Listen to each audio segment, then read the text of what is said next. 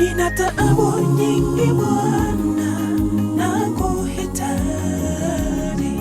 Shida ninazozipitia Bwana, wazijua. Nina taabu nyingi Bwana, nakuhitaji. Shida ninazozipitia Bwana, wewe wazijua. Sina amani moyoni mwangu, shida zinanisonga Bwana wangu. Najua ukiwa karibu nami nitashinda Bwana. Ninakuhitaji Bwana, we muweza. Masumbuko yangu na shida zangu wazifahamu. Sitababaika, nitatulia nisubiri, kwa maana nafahamu muda wako ndio mwema. Ninakuhitaji Bwana, we muweza. Masumbuko yangu na shida zangu wazifahamu. Sitababaika, nitatulia nisubiri, kwa maana nafahamu muda wako ndio mwema.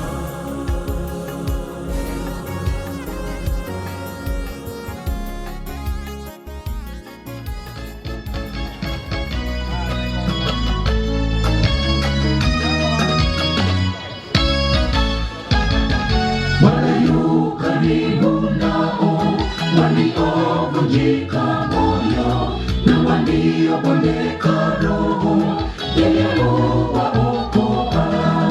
Walio karibu nao waliovunjika moyo na waliobondeka roho, yeye huwaokoa. Kama ndugu usiumishwe nazo changamoto za dunia, yeye Bwana atakuponya.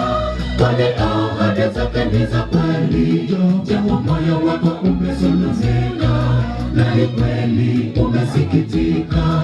Jipe moyo ndugu, usirudi nyuma, Bwana yu karibu nawe.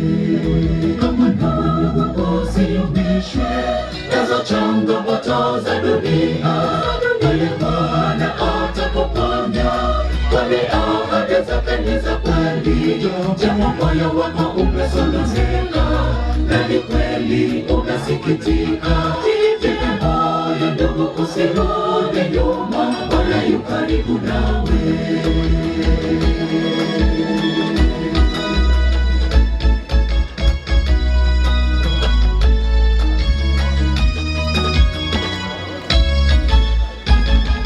Siku zote Bwana yu mwema, kwani yeye ngome yetu, na wote wamkimbiliao yeye huwaokoa. Siku zote Bwana yu mwema, kwani yeye ngome yetu, na wote wamkimbiliao yeye huwaokoa. Kama ndugu usiumishwe nazo changamoto za dunia, yeye Bwana atakuponya. Kwani ahadi zake ni za kweli, japo moyo wako umesononeka na ni kweli umesikitika. Jipe moyo ndugu, usirudi nyuma, Bwana yu karibu nawe. Kama ndugu usiumishwe nazo changamoto za dunia, yeye Bwana atakuponya. Kwani ahadi zake ni za kweli, japo moyo wako umesononeka na ni kweli umesikitika. Jipe moyo ndugu, usirudi nyuma, Bwana yu karibu nawe.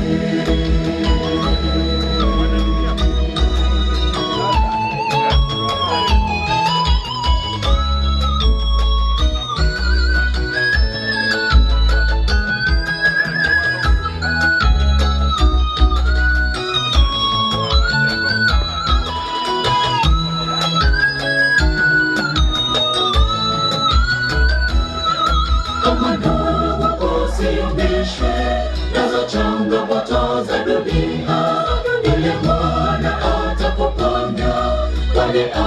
ahadi zake ni za kweli.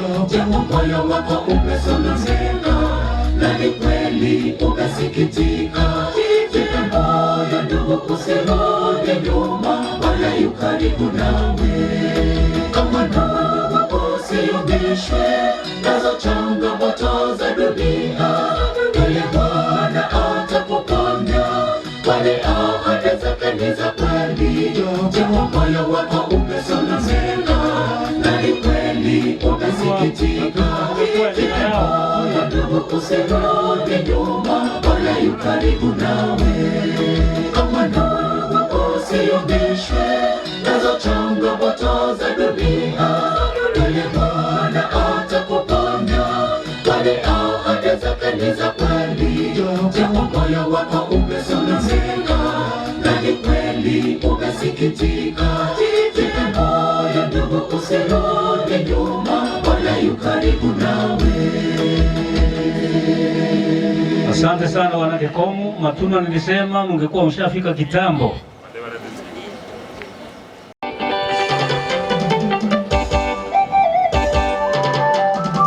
Yerusalemu, mji wa roho, umeandaliwa tayari kwa watakaoshinda vita vya dunia. Tupigeni vita vya kiroho, tajiri tusipoteze ari ya kazi duniani. Tajiri tusipoteze ari ya kazi duniani. Yerusalemu, mji wa roho, umeandaliwa tayari kwa watakaoshinda vita vya dunia. Tupigeni vita vya kiroho, tajiri tusipoteze ari ya kazi duniani. Tajiri tusipoteze ari ya kazi duniani.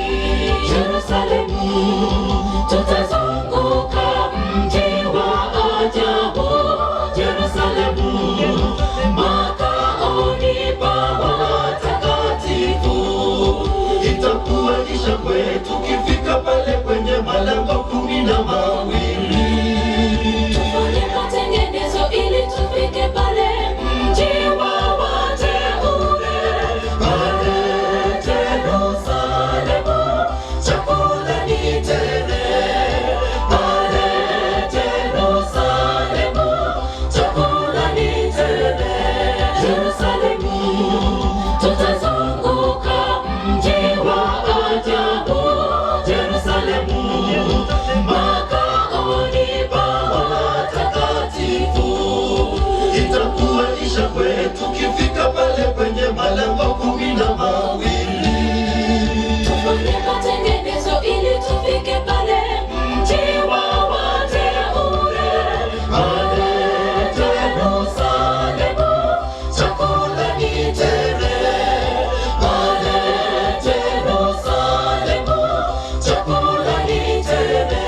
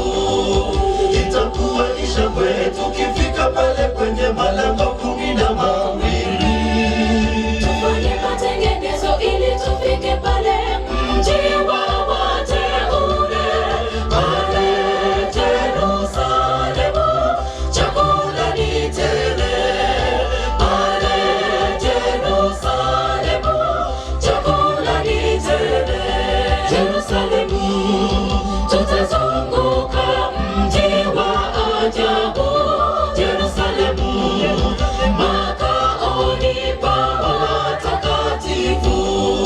Itakuwa ni shangwe tukifika pale kwenye malango 12.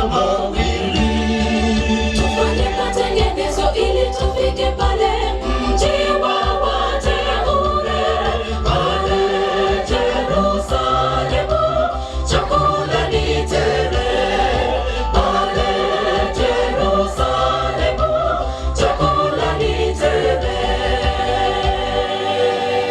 Asante. Katika masaa haya naomba tusome kutoka kitabu cha Isaya, kitabu cha Isaya chapter 60 verse 1, na inasema ya kwamba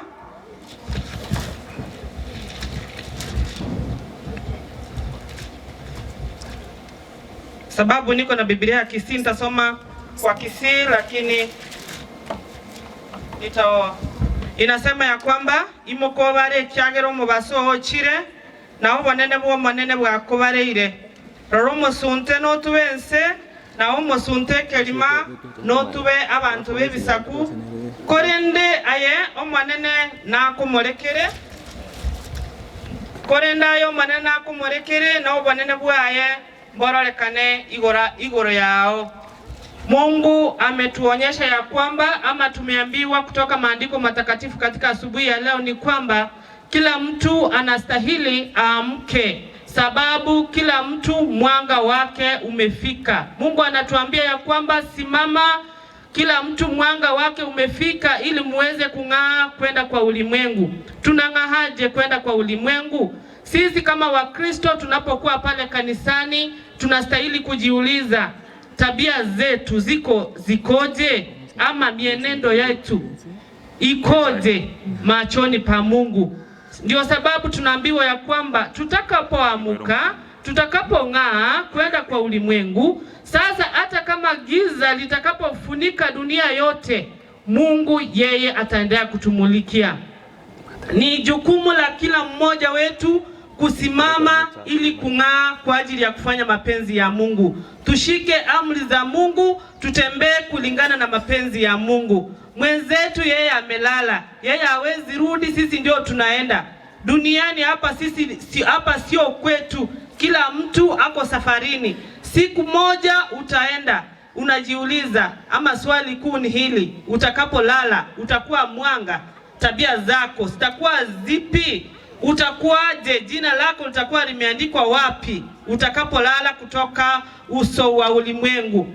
Tumeambiwa ya kwamba ni jukumu la kila mtu ili tusimame, tung'ae, tufanye mapenzi ya Mungu ili atakaporudi mara ya pili tuweze kurithi ufalme wa mbinguni. Tunapoenda kitabu kingine Matthew chapter 5 verse 13 kuendelea chini, inasema ya kwamba sisi kama Wakristo tumefananishwa chumvi. We are supposed to be like salt. Tabia zetu ziwe kama chumvi, sababu tukiweka chumvi kwa chakula hiyo inakuwa tamu. Unapopewa chakula yenye haina chumvi, hiyo chakula sio tamu kabisa. Sasa tunakuwaje chumvi kwa ulimwengu? Sasa tunastahili kuwa kama Wakristo, tutembee kulingana na mapenzi ya Mungu. Tushike amri za Mungu, tutembee, tuhige mfano wa Yesu Kristo, sababu yeye anasema igeni mfano wangu ili tuweze kufikia ufalme wa mbinguni. Ni jukumu la kila mmoja wetu ambaye amekaa hapa, ujiulize ya kwamba utakapotoka ulimwengu utatoka aje, kama we ni nani? Vile Matunu wameimba nyimbo nzuri hapa, eti tutazunguka kiti cha enzi. Sasa kila mtu anastahili ajiangalie, ajirekebishe mahali anaona ya kwamba hayuko sawa machoni pa Mungu, ili Yesu atakaporudi atukute zote tu karibu kumraki juma winguni. Mungu wetu na wabariki sana. Amen. Tuombe. Baba na Mungu wetu, asante kwa neno nzuri ambao tumesikia katika asubuhi ya leo, ni kwamba mwanga wetu umekuja, kila mtu anastahili amke ili tuweze kung'aa kwenda kwa ulimwengu. Sisi peke yetu hatutaweza. Tunaomba Roho wako Mtakatifu atuongoze na nguvu zako zitokako kwako, ili Mungu tuweze kuenenda ulimwengu nikote, tuweze kung'aa ili wakati giza itakapoingia duniani Mungu uweze kutumulikia. Tunaamini ya kwamba Mungu utaendelea kuwa pamoja nasi na programu yote tumekabidhi mikononi mwako, uwe kiongozi mpaka tumalize. Ni katika jina la Yesu tumeomba na kuamini. Amen. Asante sana Pastor, thank you very much. Ekero tuwa ikirago na watogo chogania ntoko mapasi Kiswahili yoka ujitwa kumurangeria umugaka gwe familia ye alwe enkwane yemo asengijo kwaligania abageni ba Dennis yasike wandeke no iyo garo mulisia pito bara mugire tigatwaliganingo. Karibu mulisia. Karibu abagambi, karibu sana. Biamono mulisia soko mali baga abageni ba Dennis umocho korone na bakwani ngambia mole naende saba seni kemo wambito bara umwana yoya yero umwana one Dennis umocho korone ono rende omunango batabinga mwigubuya anatora sama kweli omwa ni asenjere ndonge mwanjeire bagamba ito baikira mwasanji unoara mochi unoara abagambi bandi bagwe binyoro bonse eigubuya obisa wa serikali wale walikuwa mastawi ya Dennis. Karibuni. Sikia nyumbani, sikia siku ya leo ni siku ya kumwaga Dennis aende salameni. Na wale walitoka sehemu zote ine siku ya leo kuja hapa kuona vile mweseito anaenda. Karibu, jisikie nyumbani, hakuna mtu atachokosa nyinyi, mumukarabise, mumuendea vile ilikuwa, sisi ndio tutaendea yeye. Mungu awabariki, sikieni vizuri. Asante sana. Iyo yomutu wanchira asenge njo ichinga kuna moroche chinsa cheno jiko kwana togende ase chinkwana chinyerere nekero gwachire onyo kwarangiri gusenge kundigete. Unapoitwa kama tumeitwa tuseme kikundi ye chikolera kuna chikolera chikorangirirwa yotowocha chikolera chionsi mwa kwibicheye ekolere yemesabe mwikaranse gikundi kindi gionsi yekorangirirwa ni bicha tu, alafu mmoja atachukua jukumu ya kuomba kwa sababu wa wakati. Ni matumaini yangu ya kwamba wageni wa Dennis wote wamefika. Tusije tukaanza kuitana vikundi tena tuoche kuambiwa ya kwamba wakati muliita kikundi fulani kilikuwa hakichafika. Manake hii time mnaona ni mbaya sana. Wacha nianze hivi. Watoto wa Uganda wote, abana wa Uganda kujakira Dennis paka abo mwali na barangiri moja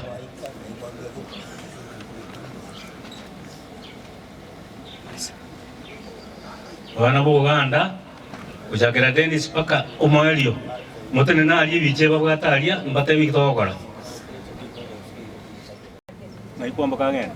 Oh sorry jamani, abana wa Uganda batire noyo mutayo kale yake ona ari kubuliga totegererane Bernard mbali bacha singinji ya Bernard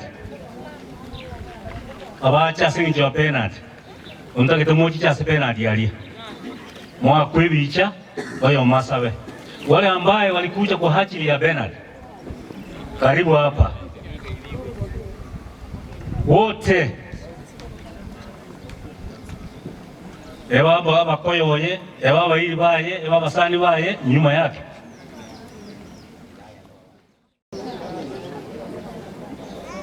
Bernard songa mbele kidogo ndio na nyinyi wale wengine kando kidogo, na wenzenu wanakuja kando kidogo. Wale ambao wamekuja kwa upande wa Bernard, kaa na Bernard hapa. Mzee wewe uko bado wa penalty? Kaa picha mmoja aombe basi. Najua baba.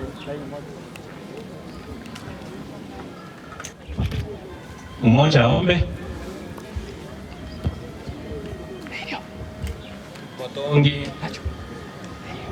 Potongi tata Nyasaye mbia mone kero ni Nyasaye ito. Watoreka ine ashinga kichi. Mambyengi yana inde twakira sole n'umusungarekano munga twanyobekira sole. Family twanyobekira sole. Wanda kwa okoreke tato ito. Mbia mone kero le tata onsi gabe unori gite tari una turigeti ni gotwasabira asili dala Yesu mutorito. Amen. Buyamano Mulisia waliwacha sensemo ya kuambuka. Wale ambao walikuja kwa sehemu ya kuambuka. Hebu tuache kusalimiana kwanza. Wale wamekuja kwa sababu ya kuambuka. Karibu hapa. Wale ambao wamekuja kwa niaba ya kuambuka. Wale marafiki wa kuambuka, wale watu wake kutoka upande mwingine kule, karibuni kwa kuambuka hapa. Wasani wa kuambuka, abantu bonse wakira kuambuka, karibu ali.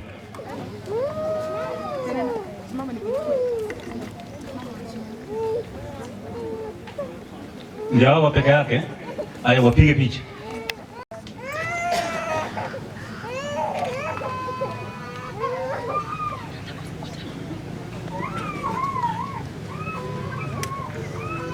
Asante sana, maombi kutoka kwa mmoja wetu.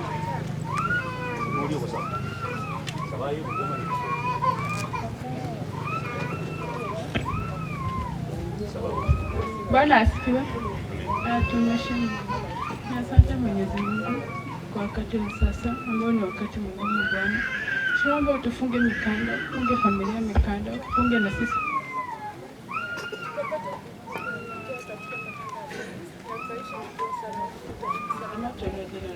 Naomba ufunge watu wote mikanda, ushikilie matanga hii, utulinde, utuongoze salama salimini. Tunashukuru jina lako katika jina la Yesu. Asante sana. Sasa wale marafiki wa kitinda mimba ambaye anaitwa Lucas. Abasani wale wa Lucas mwasomile kwa mkuru primary. Uchiaje school unako ulete kocha. Karibuni hapa. Marafiki wa Lucas. Wote.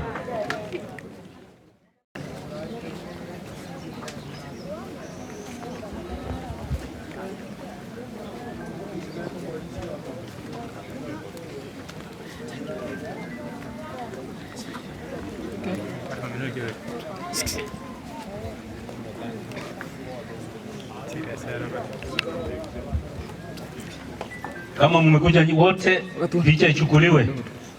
Na mkimaliza picha mtuonyeshe kwa ishara.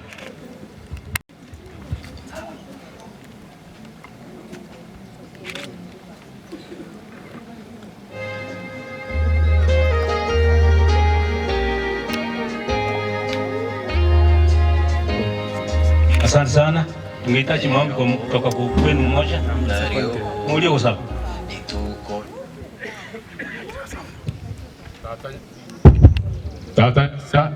Tata Nyasaye biyamo nasikinseji biyamo nanda sengenje ke ukyubogima nande biyamo nasengenje watu ikira senke ya sengenje woja kurwengora Nyasaye merobeliansi iragenda aseli tukoligima na kuwamoneke pindieke okegende buno munyakerogo ayama katu asabire tigeke yoragwete zegisto mutoli ito.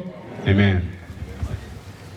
Biyamono chikolera chake muntu chikolera kibano chikolo kwiruge yende nyongeta yonyolile. Okay, karibu. Warushi bichanga. Sangete tware amo karo. Asante sana. Kiwa mulisio ya maicha wasabira yako ya banene abagotu. Mulisio karibu waweke katika mikono wa Mungu. Tutarasa balende bali babegete chigo bya tumusike Nyasaye murusie. Tusabe tate Nyasaye oyo uri iguru mono. abatuli moyo nigo twachira asinge ncho yo mwana bw'enkeye oyo orarire kende gionsi kirakorekane twigenire ng'a okogani kwao nkoria ng'a toremie bari batigaire kiagerere bona kararaire ase esanduki tamanyeti kende gionsi abu tomanyete ng'a nakwete nintu abatuli moyo bantu bari gosaba obuya bwabo bagendere kororekana ase enkeye n'omusangerekano okare oraere buya erieta riao ribe rikobakwa remie famili eye remie sikonya okora emirimo kwa sababu ametoka kwa marafiki zake wale ambao wanafanya na yeye pamoja katika serikali. Tunawaweka mikononi, waweke nguvu na waendelee kutumaini ya kwamba rafiki yao ametoka. Tuatigira asuri tosemeretinga no kurugwanja kwao asiri tra Kristo mutorio ito. Amina. Yono nkale soba ke muntu abangi narume Dennis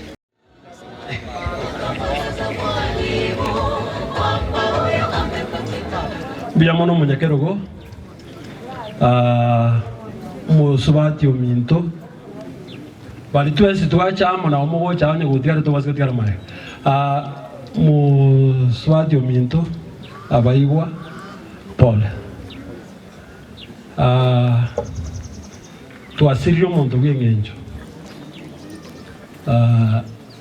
nje nimanyete puna ng'encho igo muswati Paul aba bakirega iga n'abasobo ke muntu barega iga baru botondo n'abandi baru asande tiganjakero oyo iga ngina moka Dennis akoro kwa Grace kwa nabulinga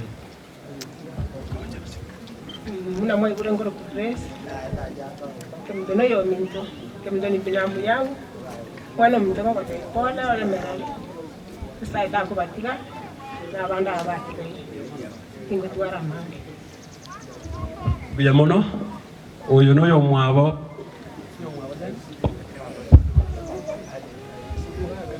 tigana je bakona sidra yesu biamole tuaje kwa anti topole singi njoko sirio umwana minto ina sawa le mina dawo mumu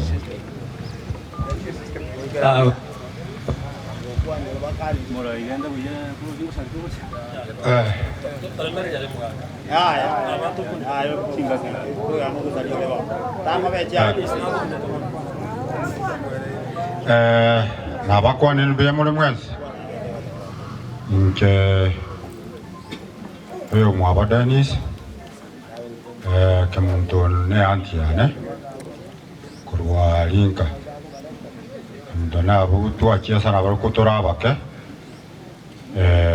ketambo buna chitego chago sina pole sana kemuntu anti ni maitego yenga buna neta ya yalima lakini Nyasaye nabo atomorobeli kolengana ne forces nenjira ya moya aba ya itaye rechinjira chance chinyinge mo ya wogokwa otoke kwa rule gas ne bagenda litaya kawaida lyoka buliro bana serikali ngabwasabiria matuka aheli ne nabora tumukorugo egasi ngabwasalirie ochichoti mokeka so titua tarachiete nga Dennis ya yangu chakara yale ndibwango iga pole sana biamono ami ndaba kana banene nabako Bwana Yesu asifiwe. Bwana Yesu asifiwe. Tukua na niga na wasa singine tu bwana sikagoja mtu wake na wasa singine tusimye kitoko kwana kiagera linganire dia jiteri kabana ile atositwa urende mtu bana watari moyo igendo turakore tigatubike familia ya Nyasaye tusabe ni familia ninga kiere nkong Nyasaye bega nero rare mi e family biamo.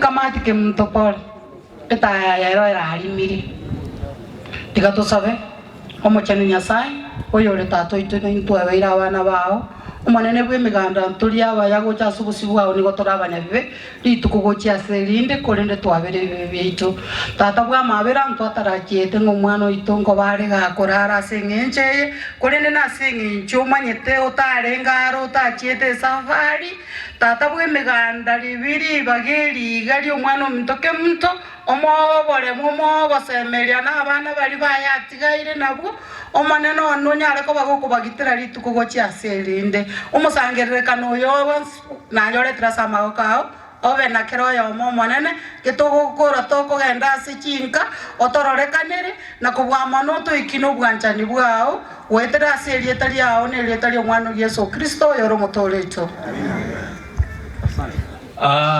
Biyamono mugaka asiri baga Dennis igenga ngetwakinire nera Dennis garo muibone lakini igare na ndi na mumurominto okokwa Dennis ni gokoro korito lakini gotokore mereri ikinara gote yumurugi oye emereri asengenjo yekire kababo family yons pole sana wali wakoroka Dennis bamwabo yani rugende nga cousins to Dennis tokali unambwa yangu jinsi je orandi jaikire kwibicha oyo masabe nao wakashitakiwa kwa dhamiri zao wakatoka mmoja kwa mwingine wakawapi wale wakuhukumuleo nyenyekevu Yesu atakuinua chikasi nikia Dennis wali muri magerari ni muri gweli ugiri nchuocha abange sana muri unamanyete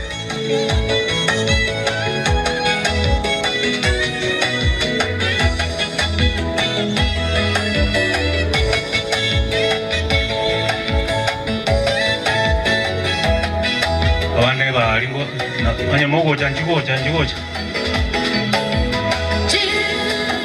abo bagocha nabali bakoroka Dennis nga bamwabo osekasi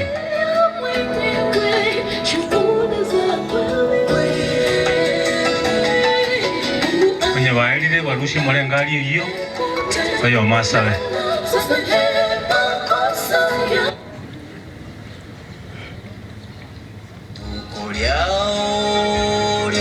asante sana bicha yalile nataka mmoja atafanya maombi.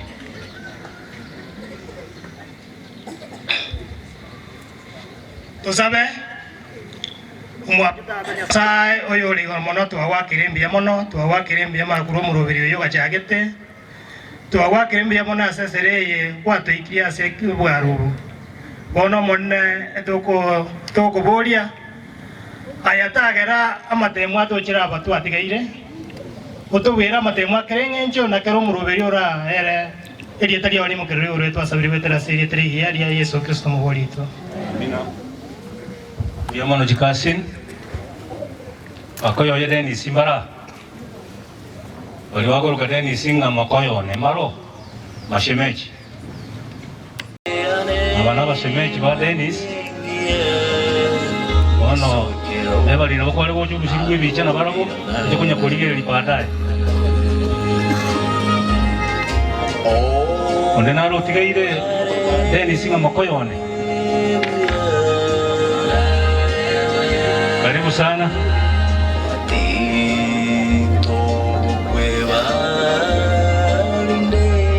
abakoyo ya Dennis karibu isikasi nchiane chiasiriri mokoyobo uyole mokoyo ito igo tetokoro gusaba omwanshwa tata Nyasaye uyole igoro mono twasirensiye ko gutweke ekiagara mokoyo ito tonyorire otigere muswati ominto no mutakanwa ekiagara chinga kibuneje nalirigwa muri nene nokuganiyo konene kero yo moito aganti koirebrenge lyense menene ngatata ni garo mugori wa mali maito obuyaborae enkeye mekero totene inase ebirere byamagomba manene tato bumunyakero goito na twaseme no koronsi buno ligeti asedra Yesu Kristo rumutole ito. Amen. Asante sana.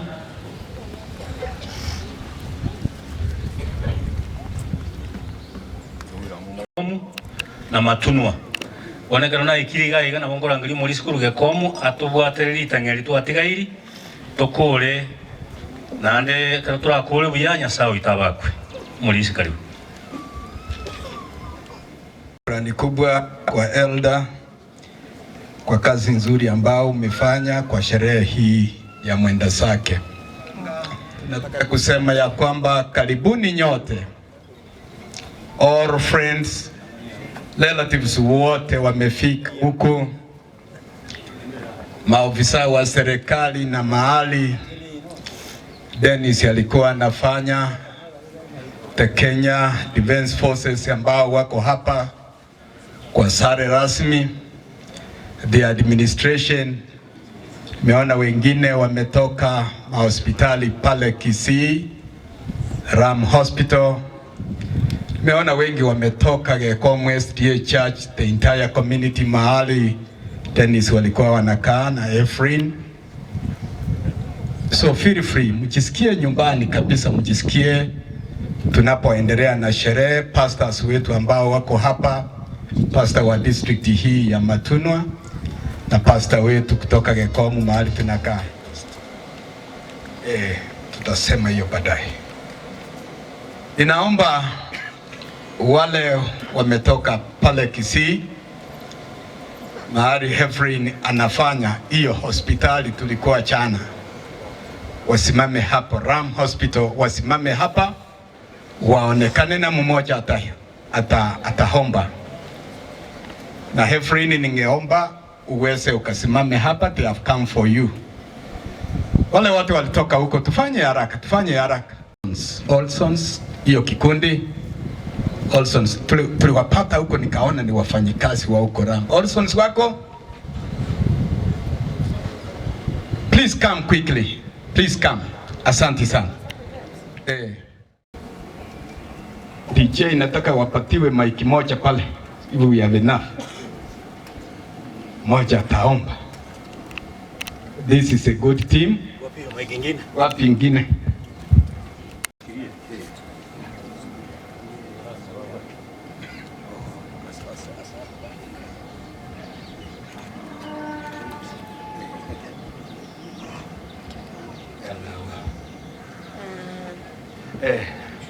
Tulipata hiyo mic ingine? Please take a minute also and uweze kahombe. Au maikire asebire rubyo yo minto nabakoni nimbiye muri mwensi eguru moro chete ne gaiga ne guru kurwa wholesomes watanita nursing home oruga alikemera aso yo minto every ne akora obe ange yeso akorangelia obe Tevana se vive, vina visekwe, vire rovia umbosa veange. Ongia tatanya sao yuri gurmono. Kairere ri bagel ko wa kam piamona se ke ukuma. Piamono mona se wa kanchere ko moyo ikachinga kiechi. Itanganya monento kuborio tu abere bebeito. Oto chene iliegero monene tukuwenele. Tuikira tiege asenge joyo minto Efrain tuachire komoremia n'abamwe ababoigo twakuburi Nyasaye ubaitururo mwikomo chenu kurwa boigoro iliegero monene banyoro bolemu ekero barasubu ikubwense na ndekero bagendete kweharigani asuburu tubogocha twasabira monene kero turahataneke obuyabu abo toisene twensi asegitria Yesu Kristo yoromotole. Amen. Naomba Efrain iweze kusimama hapo wanapotoka. Ile jamii ya Gekomu to SDA Church and that community wote ambao wamekuja kwa ajili ya Reverend inakaa pale na anashiriki pale Gekom, na hata mwenda zake walikuwa wanakaa wakuche wote. Kuche wote.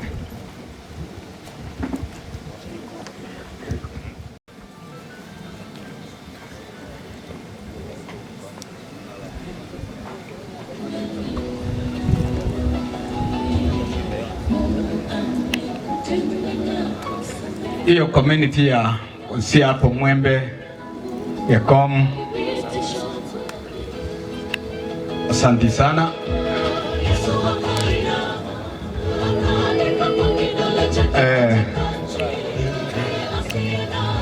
Asante.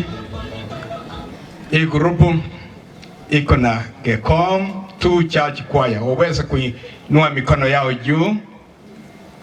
Asante sana. Hiyo group iko na Adventist men wa hiyo kanisa, waweze kuinua mikono juu.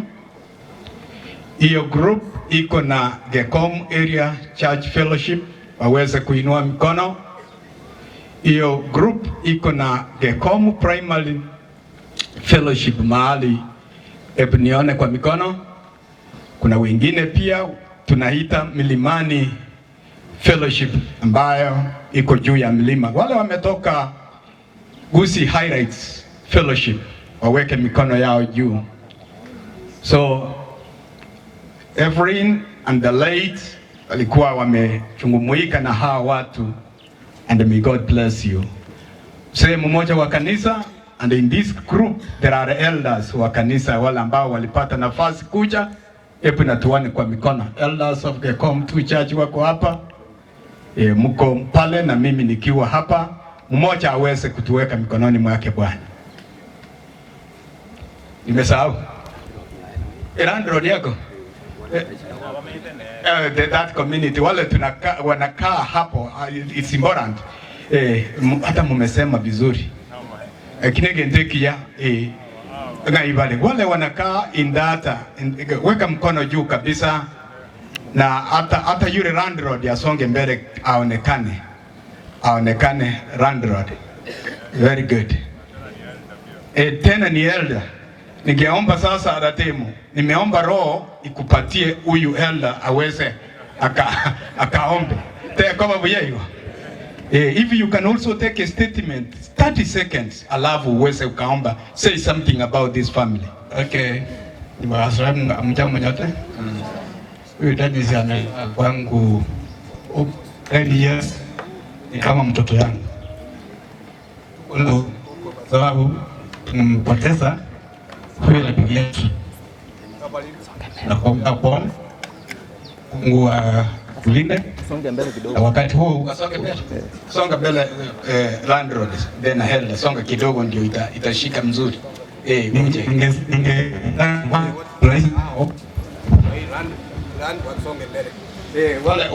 Wale wanakaa na yeye waswake mbele. Dakika moja tu. Au nyinyi ndio mmekaa na mmesulika na Heaven kwa hii mta yote. Sawa. Kabla sijaomba, sijui kama bisa hapo, na wote ndio wamekaa na Heaven kwa hii mta wote. Niambie niombe wote tu. Sawa. Hapa kwa nimemole ampesobe tuna neighbor asibaye balini adeni sosirire twaye bakantamo senjo mudeni somo ntumyo lenge musaito lenge twasangire tikenda geke kwa tole balini basha yae no mungi no mwaye balini kumulito ni basha yae nyasabe na ino. Asante sana. Sasa mochen tatamra mange biamu singi nchobole liwa obia twikese umoje goyo uyo mto Dennis uyo tumuge kuroso wiko wense nekele mulobya yagenda tonyebeke samokao twense tumaite ngadi tukeli mundo lale uroso wiko wense etwango sabato nyale koro chinje cheito etokubwenele kero ni botu wao togenda kakutumuka twasabira makasi dia tumwolito. Amen. Yule kijana alitoka Nairobi ukae Kangali, ile kanisa ya Matunu ambayo imeshughulika hapa vilivyo. Nataka Matunu SDA Church isimame hapa na wao wachukuliwe picha. Tumeshirikiana na nyinyi vizuri.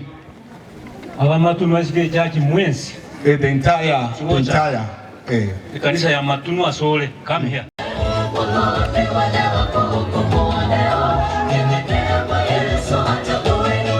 Matunwa, mahali popote ulipo, kama unashiriki katika kanisa ya Matunwa, umechelewa, kimbia hapa.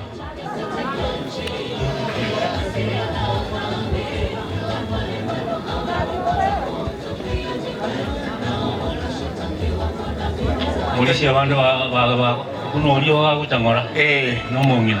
Okay, endelea kutoa statement moja akifika. Okay. Nyamaza tu, hiyo maji inaleta mashida. Let's have a quiet meeting. Maji isilete shida. Niwe tetoa maji karatika iko bwana. Maji ngoe kumule. Kwa kumulikira ngora na ndo musangira. Okay, elda.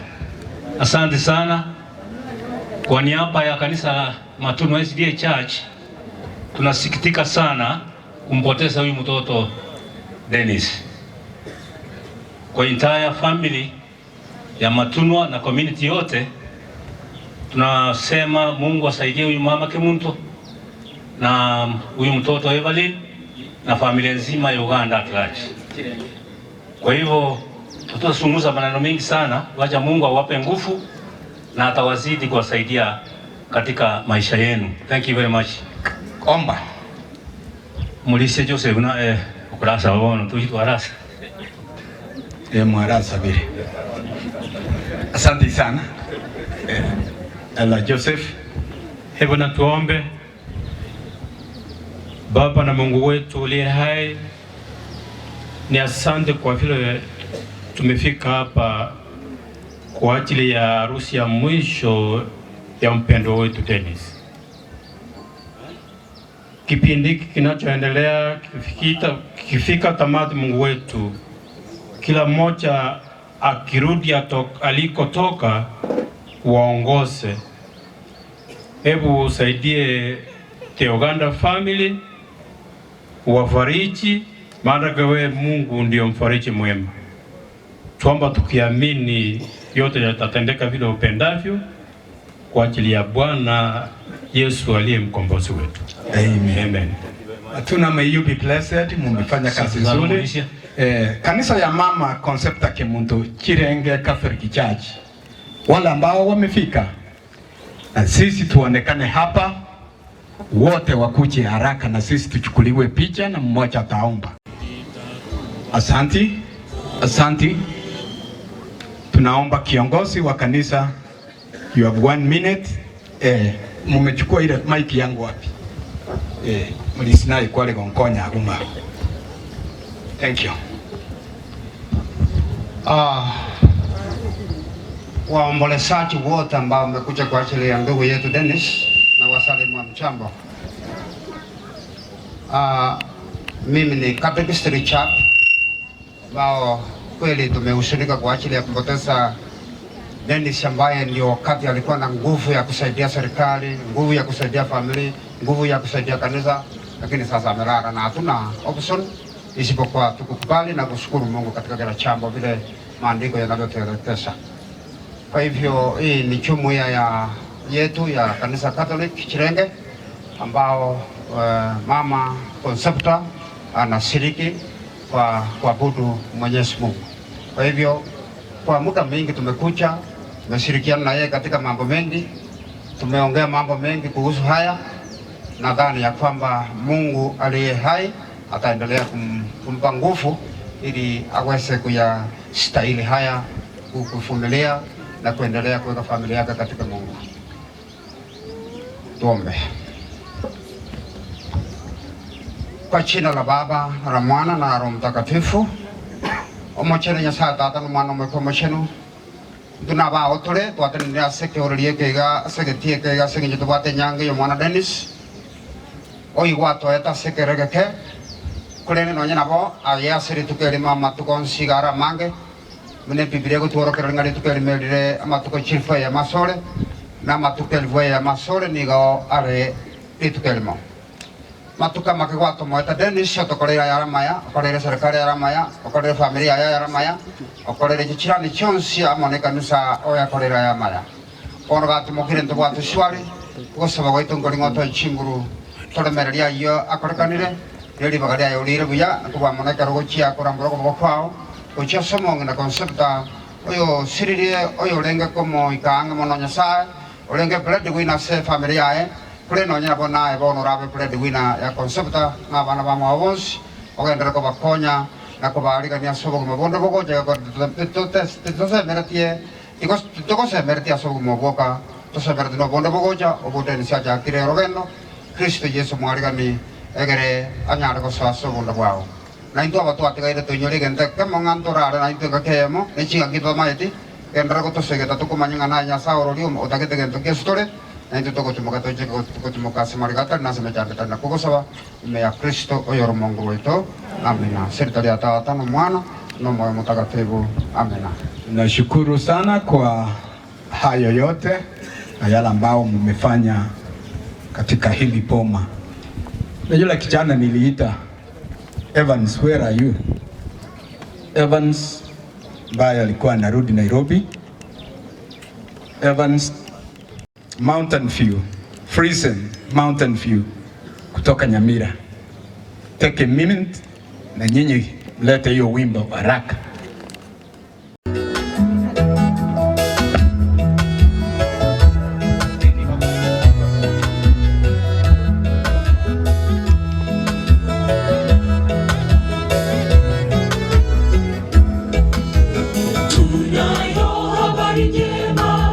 Yesu amefufuka, amepaa mawinguni, ameenda kuandaa makao ya washindi kule juu mbinguni. Tunayo habari njema, Yesu amefufuka, amepaa mawinguni, ameenda kuandaa makao ya washindi kule juu mbinguni. Washindi tutaingia tukiwa na Bwana Yesu, tupige zeze vinuni tukiwa na Bwana Yesu. Jegada jegada utakuwepo pale, jegada jegada utakuwepo pale. Washindi tutaingia tukiwa na Bwana Yesu, tupige zeze vinuni tukiwa na Bwana Yesu. Jegada jegada utakuwepo pale, jegada jegada utakuwepo pale.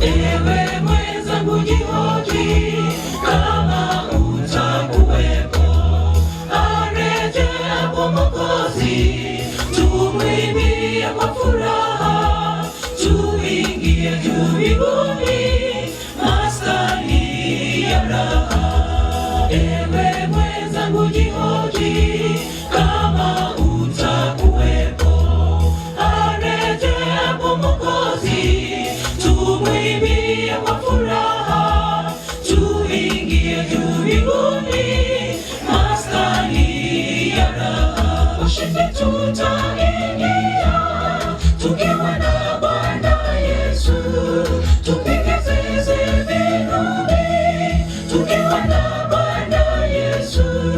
Jegada jegada utakuwepo pale, jegada jegada utakuwepo pale. Kijana tena ni mzee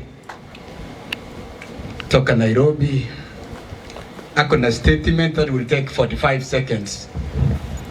Minto na bakwaniri nonya tole asama bembi yamole pole sana njeno ndaro gwagwa minto ninsa aninka umwana yo na mororire ni moroche kwa gukina igona ru Nairobi goro twagwata matanga Gregoris yo mushiriki wa kanisa. I'm an elder in a church. Aso mushiriki yasirete tukamuleta Gregoris ngarati ngoraro tigangi chega iga ntevi minto na pole.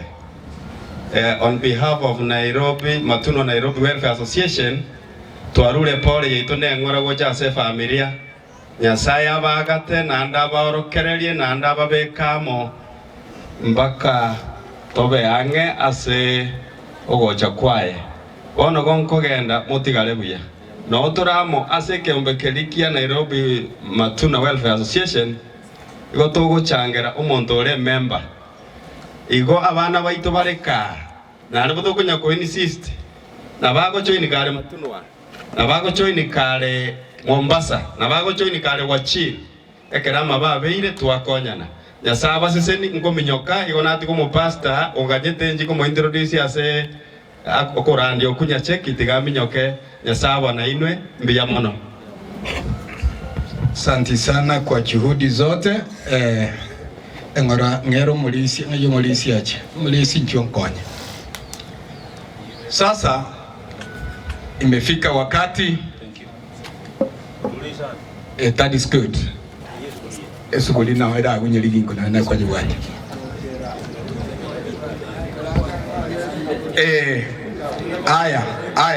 I got you. Imanyita yuko kule tani. Mwese kunyamaza sasa. Tumefika in this department of administration.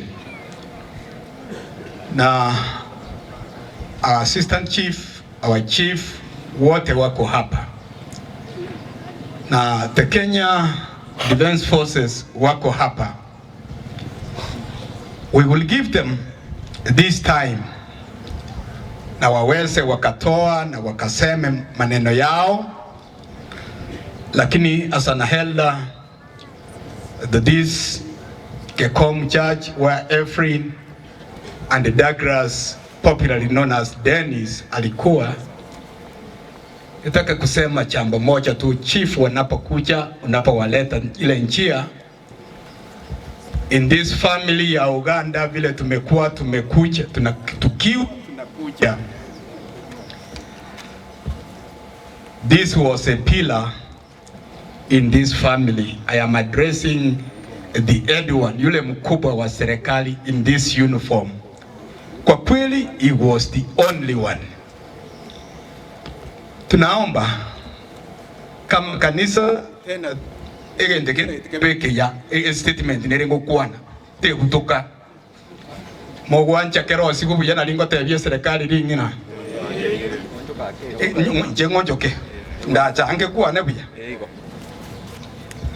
So I was saying katika hii familia ya Uganda mwenyewe alilala, the parent to this star ambao tunamraza siku ya leo. Katika hata hiyo poma tena kutakotokea mengine pia. Unapoangalia yeye ndiye alikuwa chicho na kila kitu.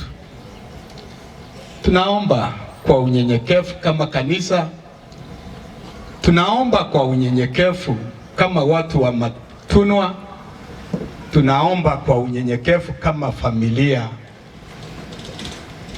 If there is a way, and always in this country of ours, Kenya, there is always a way wakati mambo yamewekwa. Wapi kijana Lucas na aweze kuonekana mbele. Is a young man in this family. Yani vile hata anatembea, he looks like the defense forces. Ngakimoroche inu. Usimame hapa. I was asking kindly that ukiona ile huruma hata na mkuu wenu pale juu, that this message finds some solace in his heart or her heart, kijana aweze akasaidika, such that na yeye hawe ndio sasa anapangusa machozi mengi ambao tumeona katika familia hii. Kwa ne kanisa ngakitwale gote. Mwabo ulioko boko na inde baranga na wanye bali babu ate bichanga. Yaani hiyo mikono yote inasema yaani kwa njia ya unyenyekevu. Hii familia iweze kuangaliliwa. And that is enough. Sitaki kuendelea mbele sana. Please Dennis, Lucas, uweze ukaketi na wamekupata na wamekuona. And I know the age is also, the age bracket is good. Yes. Allow me now, niweze the area assistant chief wa upande huu ili aweze akamlete chief very quickly, atawatuletea wale wakubwa. Baada ya hiyo tena tutarudi kwa kanisa. Please, the assistant chief of this area, chukueni muda, we have around 10 to 15 minutes zenyu. Thank you, Pastor, for giving me this opportunity to stand here very shortly and address the mourners party here. Una mwai wele nche numu assistant chief weke nyureke iga. Na nche nigo na atenine iga usanga mona inwe asenye nchuyogo chako bakirori na korwa magomba na wechi ase family ya concepta mongena yotika ira maiga mongena concepta family Oganda ngima na abantu bamatunwa pole wetani gawo wale maafisa wamekuja kwa kuungana nasi katika kusindikiza mwenzao, nami ningependa kusema pole. Obisiana mone ya chibu no obisia yamu karichire obisia yamu ngoro ko muntu bo mokono tabwende kwane kero eposi ajeraro gonta ke tokorangeria mo chibu ko kuricha diomayi akwana yanda yari motwe kuna na ile ke kabiri yiga ni mai tinu mongaini yare nere yako ile kamono ko bikiane atara so agukwana kagenda te korige linga nikia ukwana pastor ochaga igambya mara sogoicha ingana kwana ne yengencho tindo chibuya mo koimo kyama hako igoro mbali bate bangama eno murori anyasamo ko banyerinde una pastor ate bebebo bia mono. Asante sana Bwana Benedict, na umekuwa mfupi vile we have been given 15 minutes, lakini tuchue kwamba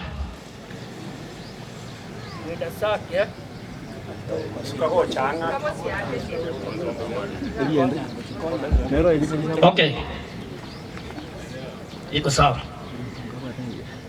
Tujue kwamba mwenda sake alikuwa amekaa na hao maafisa na wanamjua zaidi. Kitu kingine au kuwa defense, alikuwa Kenya Police Service. That's why tuko na mkubwa wake hapa ambaye ni OCS. Vile umeongea OCS amesikia na ataongea baadaye, hata nao wako na ile usuni. Mimi naitwa Richard Omai, ni senior chief wa Matuna Location. Kwa muda wewe kuniona hapa kwa hii Masisi, kwa sababu hata mimi nilikuwa nimepata double tragedy.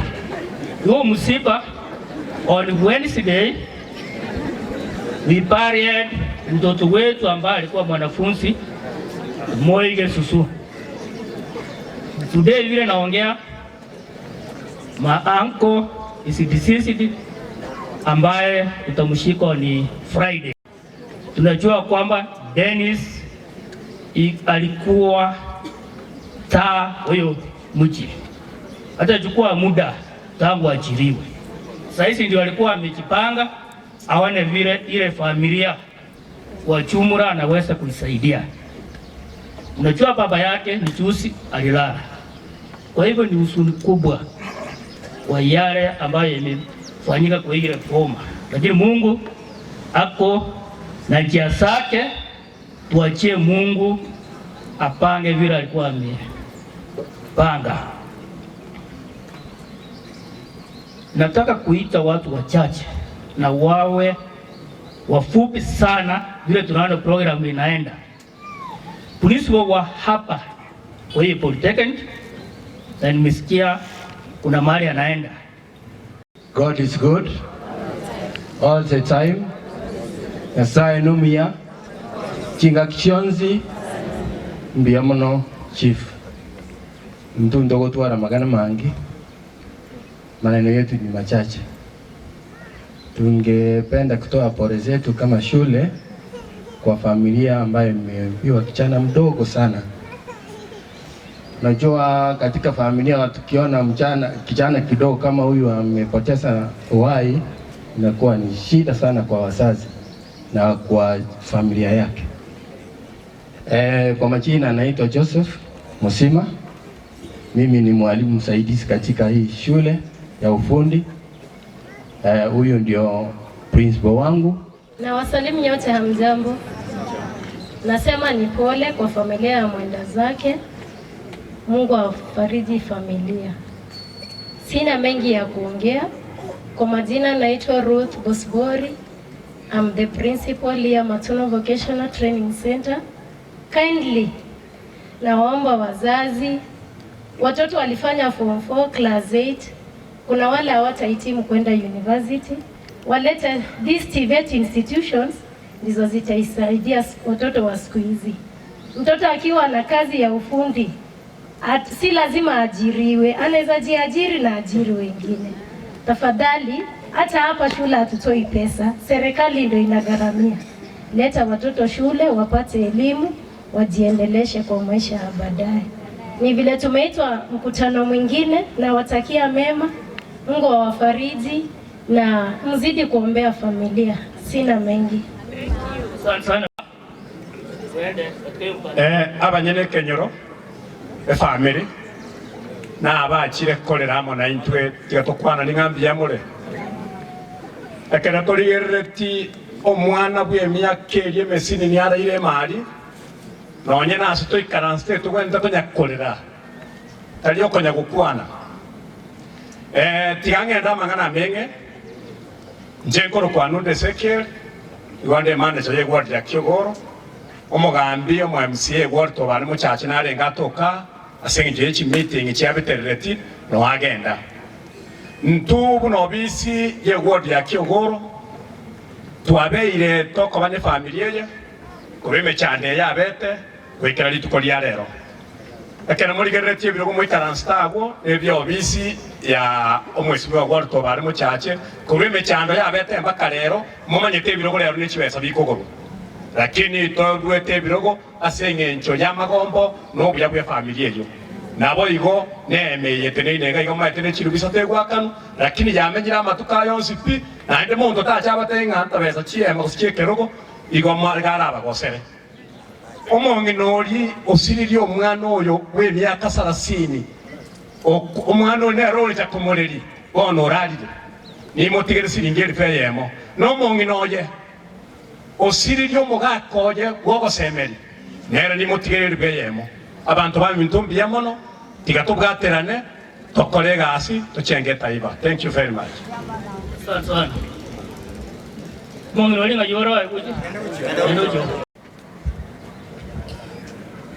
Asante bwana chief. Abatu akira asenge njoko bakiro linga Dennis urali na bakwanire bwire biyamole.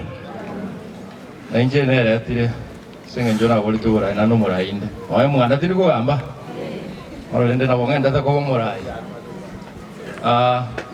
Ara kwira lianga se familia mongena concepta.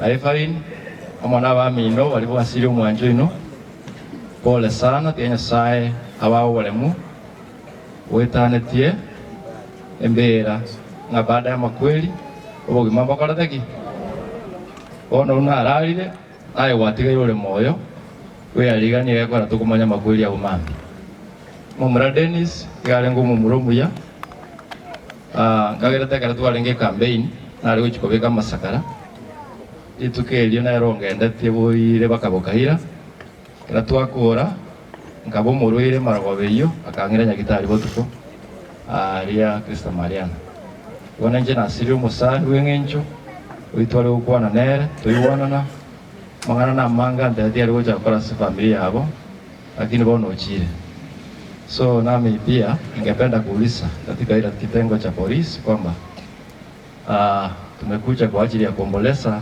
ndugu yenu ambao mlikuwa mnafanya kazi pamoja.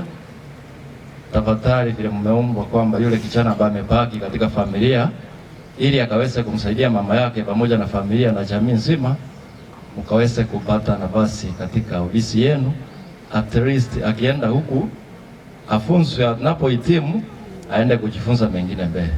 Na Mungu awabariki sana, maana mmekuja kwa wingi ili tukaweze kumrasa mwenzetu Dennis. Simubaki na amani ya Bwana.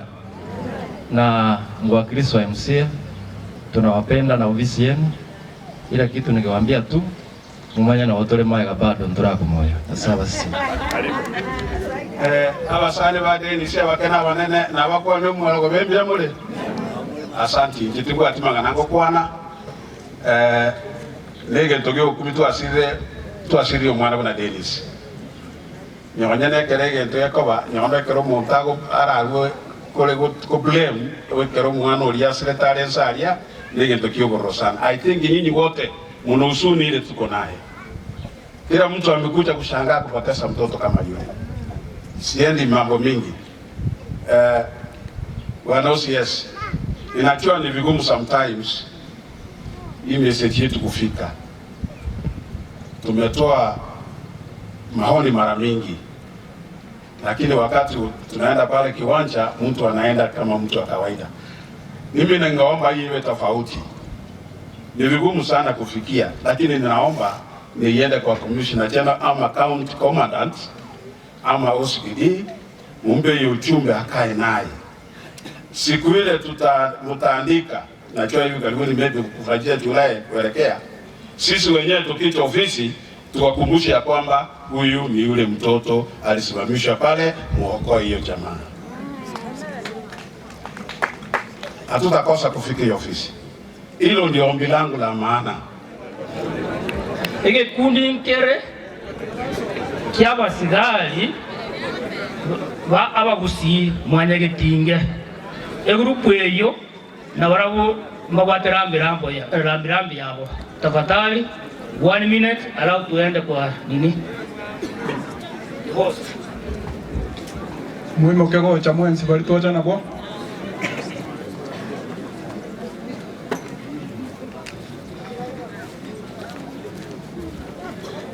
abantu baminto abanene nabake tumusifu Yesu Kristo.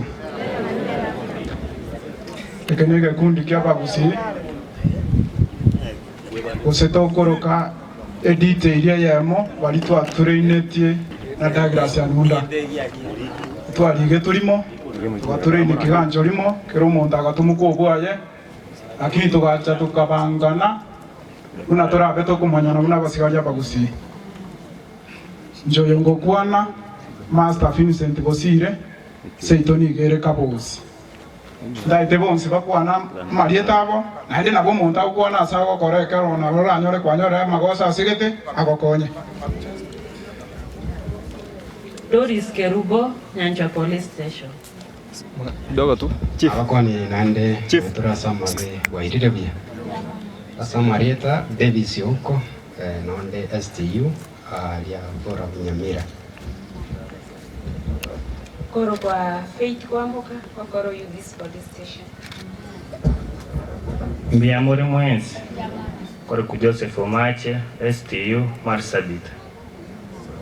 Abakwani limbi yamon Orobi Vikline Kisii-Ogembo Police Station. Abakwani lya banjo mo ne mwezi byamore Depora mukira mose nilikuwa keroka but sasa naenda areri Kisumu. Wanchwa manne Nyasaye na bakwandia bakimena banembe yamure.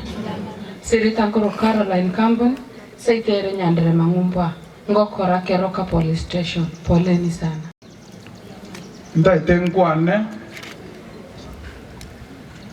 Ndaitengwane amangana abere ayara bayinginjo kurwa sebuku mu pastor abantu borere abeberania 13 kisano na ibere ekera konya gontugorera mungwano yorarire bonekera atumukire kurwa so gwiko bwense ndokoro rubusi bwaye nainde ndaite gukwanere family area bana bari bamwabo batigara muike mamu minange muiko morugi oyange yakogera moko rubusi bwaye nainde erinde na barabanya orobo mubuya mumwege uno mumurore ngomonene bintu biri ari gokora otema gose no kugora mamu mwabe sukari umuikange erindo mu minata charengera ringa bono utigaire eroro muri ole gonsomera abaiberania 13 isano na ibere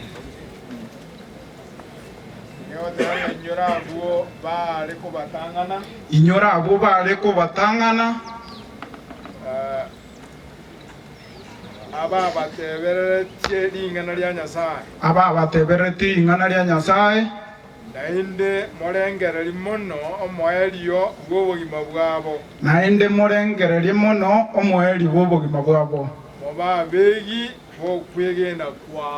moba abegi gwokwegena kwabo Lucas naye watigaire obo mwegi Douglas ebintu biri atagete gokora atabikorete obiegi mamu mwabo Lucas mungina concepta ayeto kunyara kwegi omwana omwibori tari kwegi omwana nero kwegi kitabi cyo omwibori orurororo ndaite ngotigereke bungekemo kiragere momenye amona mukamumura n'abana ubami no bande Tito ibere osome isatu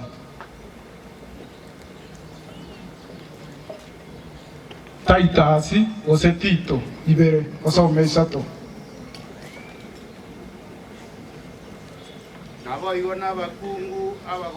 aboigona abakungu abagotu babe n'orugendo rw'obochenu tibaba bangachi usaba somba so konywe divaye nyinge kurende baba aborokia bara ayara maya genderera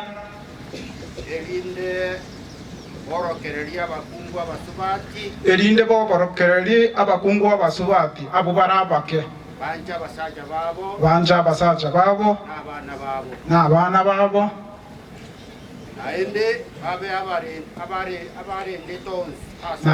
nainde baba abarende tonsi asonsi abachenu abagokora emirimo ase chinga chiabo abaya abaigwerete abasacha babo abanyene erinde ringana lya Nyasaye tirirama haleluya ogongo oli otigaire omoke abangina bali abanene bomuchiga ebuku yatebire ngamba aba abebitina gosabo gochumereria gosabo kong'achamang'ana y'obolimo baborokererie mbaba bagotumeka edivai enyinge baborokererie gokora emirimo barabwa abanyene ase chinga chiabo erinde ring'ana lya Nyasaye ndiramwa twabatigira ase omorembe tokobasabira maya morengera rikoigwana botambe na kumenya mu botambe ntunto bwate keumbe giaito eriboti toganyeta ase esimi bunego chaiga gokwana tore ne family miamona. Asanteni. Najua wakati umefika wa mahubiri, kwa hivyo nataka tuenda haraka. Umeingia sehemu ingine ya maskari ambao waliambatana na mwili kutoka pale Rodwa. Hii nilisema OCS yako hapa, mkuu wa Dennis, vile tuko hapa Kiohoro Police Station. OCS wa Kiohoro hakufika kwa sababu ya kikazi, lakini ametuma mwakilishi wake Obro Marwa ambaye atakuja hapa officially invite the OCS Rodwa, wote wako kikosi kimoja, na wakiwa hapa, kiwa Kiogoro, kiwa wapi, OCS mkubwa wao. Karibu Cobra ya Kiogoro. Kwa niaba ya OCS ya Kiogoro, askari ya Kiogoro anatoa pole kwa tennis. Askari ya Rodwa anatoa pole kwa tennis. Tennis ni mwenzetu. Askari mmoja akikufa ni kama umekufa 20. Sisi ndio tumeenda hasara sana kwa upande wa polisi, lakini yote yamekubalia kufanyika. Naomba kuchukua nafasi hii ukaribisha mkubwa wangu OCS kutoka Rodwa atuendeleze programu yetu vile inaendelea. Familia nawapea pole sana, tuko pamoja kwa shughuli yoyote yenye iko. Pia napenda kuongezea watu ya Matuno. Polytechnic imekuja hapa ya kufunza watoto driving. Kifunza driving ikusaidia upate kazi kwa barabara ukiwa na license. Ukifanya accident ukisikwa, polisi wanajua bila wanakusaidia. Asante sana. Wanaweza karibu Matuno area kuendeleza injili ya polisi yetu. Pole sana, karibu sana upande. Bwana Yesu asifiwe. Bwana Yesu asifiwe. Ningewaomba kitu moja. Nimejua leo ni siku ambapo hatuna furaha, lakini inastahili tukuwe na furaha. Manake binadamu ako na harusi tatu. Ya kwanza ni kuzaliwa, ambapo inakuwa bahati. Ya pili ni kuoa au kuolewa, na ya mwisho ni hii ya leo. Na wale wenzetu wenye pia wameamini kwa Ukristo, hii miaka nimeishi saizi karibu 40 na kitu, sijaiona ile ngazi ya kwenda mbinguni, ila yenye Dennis amepanda leo. Kwa hivyo kama tunatarajia kufika kwa Kristo, tukue tayari kupanda hiyo ngazi. Kwa majina naitwa Victor Tena Kelo. Nitapenda niweke marekebisho moja kwanza. Tumetoka Turkana, sehemu ya Loima, haswa Loya Police Station, sio venye mnasema ni Lodwa. Kule kutoka Turkana si kutembea peke yangu, tulitembea watu kadhaa. Kwa hivyo jamii yote ya Turkana ninaomba muweze kukuja hapa.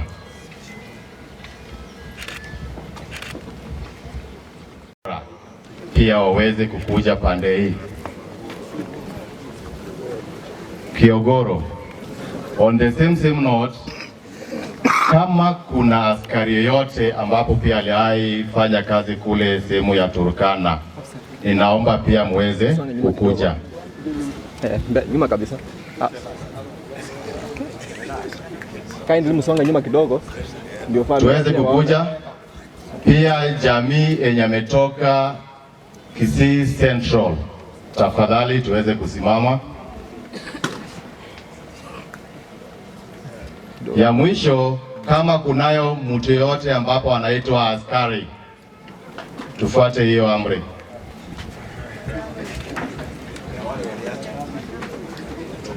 Wache tuanze na wenye nyumbani.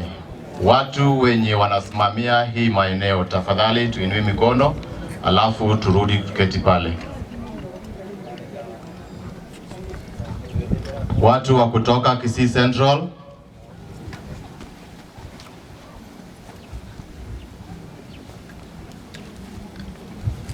aya, wale wenye waliai fanya kazi kule sehemu ya Turkana na wakaweza kuondoka kwa njia moja au nyingine, wako kweli?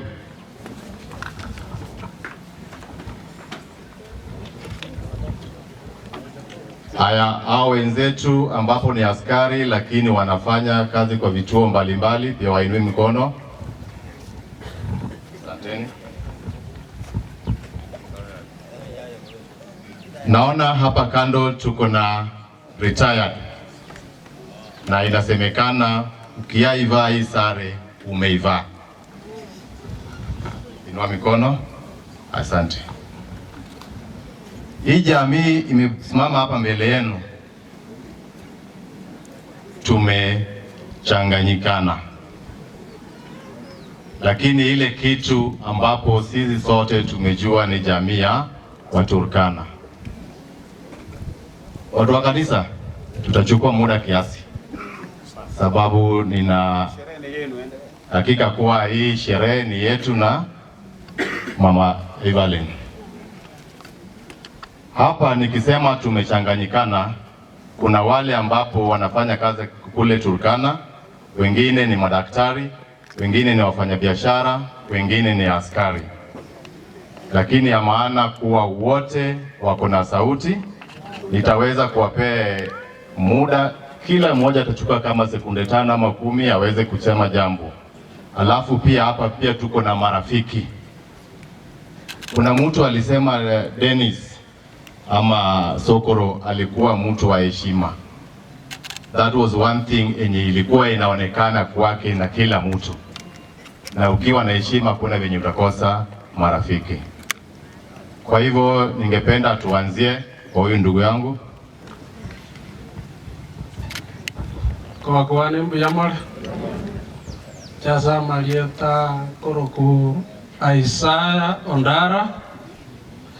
Yongo Koralodo Police Station, ne driver. Marehemu Moralile arengo musani one. Na ndentu abuate grupu ya Koroku na Abagusi Men Conference. So, iwe family na watu ramo kupa wakilisha tore buya mono pole sana. Bwana Yesu asifiwe. Bwana Yesu asifiwe tena. Kwa majina anaitwa Crispin Aricha. Mimi pia ni askari, nafanya pale Lodwar Police Station. Lakini Anunda ni rafiki yetu. Hatuwezi sema mambo mingi. Ile chenye tunasema pole kwa familia. Praise the Lord. Bwana yetu asifiwe. Kwa majina ni Obadia Team. Mimi ni afisa wa polisi. Nafanya kazi Turkana, Kisii County, Lodwar Police Station. Mwenda zake ni alikuwa mmoja wetu. Na tunaomba Mungu amlaze roho yake na ampe pole. Asante. Bwana Yesu asifiwe. Bwana Yesu asifiwe tena.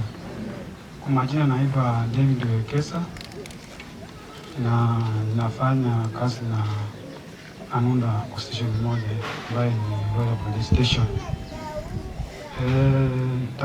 Nitaongea maneno mawili matatu hivi kuhusu Anunda. Anunda, mimi nikianza kazi 2017. Yeye ndiye alinikaribisha Turkana. Yeye ndiye alinifunza kazi.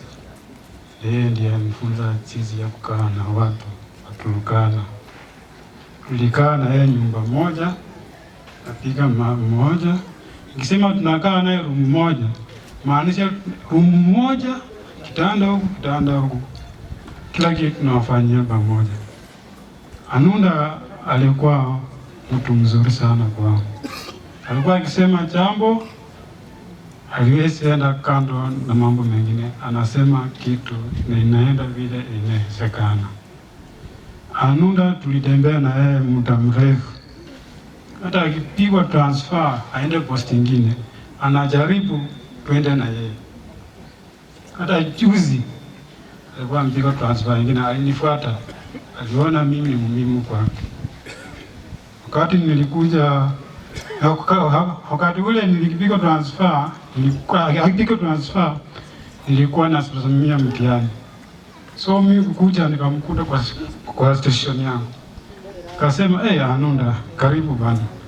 Akaniambia asante ndugu yangu. Akaniambia, lakini bwana, niko kwa nyumba nyingine lakini nilikuwa nataka niingie kwa nyumba yangu. Nasema kwa nini? Nasema mimi napenda kukaa na wewe. Akaniambia lakini nataka nikae peke yangu. Akasema kwa nini? Nikamwambia hakuna shida. Mimi kuna nyumba natengeneza, wakati ndaingia kwa hiyo nyumba kuja uingie kwa nyumba yangu. Nilikuwa nataka kumpea nyumba ile nyingine natengeneza, lakini nikaona hana nguvu ya kutengeneza hiyo nyumba. Mkono yake ilikuwa inauma sana. Nikamwambia sawa. Je, kwa hiyo nyumba mimi nikahama. Wama kumbe Anunda alikuwa anaumia. Anunda alikuwa anataka kukaa peke yake sababu mkono ilikuwa inauma mpaka anaanza kulia. Wenzangu wanakuja kuniambia Anunda ikifika usiku analia. Naambia kwa nini? Na ukimwongelesha hataki ujue analia. Alikuwa anaumia kama mwanaume. Akijua analia ananyamaza. Kwambi.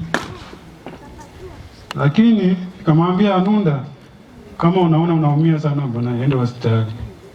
Akaniambia lakini mimi jaribu hospitali ikawa imeshindikana, nitafuta njia nyingine. Nikamwambia Anunda, fanya hivi. Kama unaona umetoka na hospitali, hata mimi naona ni kama umechoka sababu ile matibabu nimepitia, X-ray, CT scan, nini yote inaharibu mwili yako na kawi. Ambia jaribu maombi. Maombi ni kila kitu. Hakuna yenye inashinda Mungu. Ndio kanaambia vizuri basi nimesikia bwana. Lakini sasa taenda wapi? Kumwambia pastor ni wengi. Tafuta pastor uenda kuombea utapona. Akasema sawa, nitajaribu hiyo. Kapanga vizuri akatoka. Akaniambia naenda maombi. Mimi nikashangaa kufika huko ananiambia anaenda hospitali. Akasema sawa, jaribu. Ilikuwa tarehe 13, tarehe 10 akanipigia simu. Akaniambia tulikuwa naitana Muyushi, alikuwa anaita Muyushi, mimi naitwa Muyundo. Yeye anaitwa Anunda, ninakwambia Anushi. Sema Anushi, nini ba? Niambia bwana, nilikuwa nataka nikupigie simu. Kwambia naenda theater. Ambia sawa. Waenda yote itakuwa sawa. Tarehe 13 akanipigia simu. Nikampigia simu. Nikamuuliza, Anunda anaendeleaje? Anasema nimetoka theater lakini sasa sina nguvu sana. Siwezi tembea. Lakini nitapona. Nikasema utapona bwana. Tarehe 19 nikampigia simu, hakushika. Tarehe 12 nikasikia ameaka. Nilihuzunika sana. Kwamba Anunda alikuwa rafiki yangu, tulikuwa tunatembea pamoja, na kwa kweli nimepoteza mtu wa maana kwa maisha yangu, sababu yeye ndiye alinikaribisha kwa hii kazi, akanifunza hii kazi, nikawa vile nilivyo. Mungu ameweka mahali pema peponi. Praise God. Praise God once more. Kwa majina anaitwa Josephat Oyaro. Natoka katika hospitali ya Rokiriama. Anunda penye alikuwa posti ya Rokiriama, alikuwa rafiki yangu sana. Tumekaa naye kwa muda mwingi. Ile time alikuwa anataka kukuja nyumbani, aliniambia. Kaniambia acha niende nyumbani niende hospitali. Tukakuwa tukiongea mpaka tukakuwa sasa tukiongea na bibi yake mpaka hiyo time alilala. Hii ni nurse, nafanya katika Loima Sub County. Na mimi naitwa Valentine Matunda. Na Anunda pia amekuwa rafiki yangu wa karibu. Tulikuwa hata tunapiga naye sufuria moja, mimi Joseph na Anunda. Na kwa kikosi umepoteza shujaa na tumepoteza rafiki mkubwa sana. Kwa familia tunasema pole, umekosa hata maneno ya kusema, lakini tutazidi kuombea Mungu. God is good and all the time. Kwa majina naitwa Francis Mwema. Sokolo namjua kama rafiki kitu wa kwanza. Mimi na yeye tuliingia Turkana 2016. Na kutoka hiyo wakati tumekuwa sub county the same. Na akiniacha tumekuwa station moja. Sokolo amekuwa mchapakazi. Mungu ilaze roho yake mahali pema peponi. Bwana asifiwe. Asifiwe tena. Kwa majina ni Gaudensha Nyamwaya. Hata mimi nilikuwa nafanya Anunda huko Loima. Tangu ingie 2016 tumekaa vizuri, hatujakosana mahali popote. Hakika tumepoteza mtu, tunasikia hata uchungu sana. Mungu awabariki. God is good and all the time. Kwa majina ni Priscilla Wedera, mimi ni mwalimu katika sehemu ya Loima. Douglas amekuwa rafiki wa karibu sana, tulijuania katika harakati za kazi, na kuna wakati nilikuwa mtoto wangu alikuwa anasomea katika hii sehemu na akakosa mahali pa kuwa anaishi, na Douglas akaamua ya kwamba huyu mtoto awe anaishi katika familia yao. Katika hii familia ninajulikana kama mama Nene, na nataka kushukuru kwa nafasi ambayo alichukua kama rafiki mkubwa sana. Ninaombea familia ya kwamba waweze kuwa na muda, ya kwamba Mungu akaweze kuwa comfort, kwa sababu he's our greatest comforter, na tutaendelea kuzidi. Mungu akaweze kuwabariki.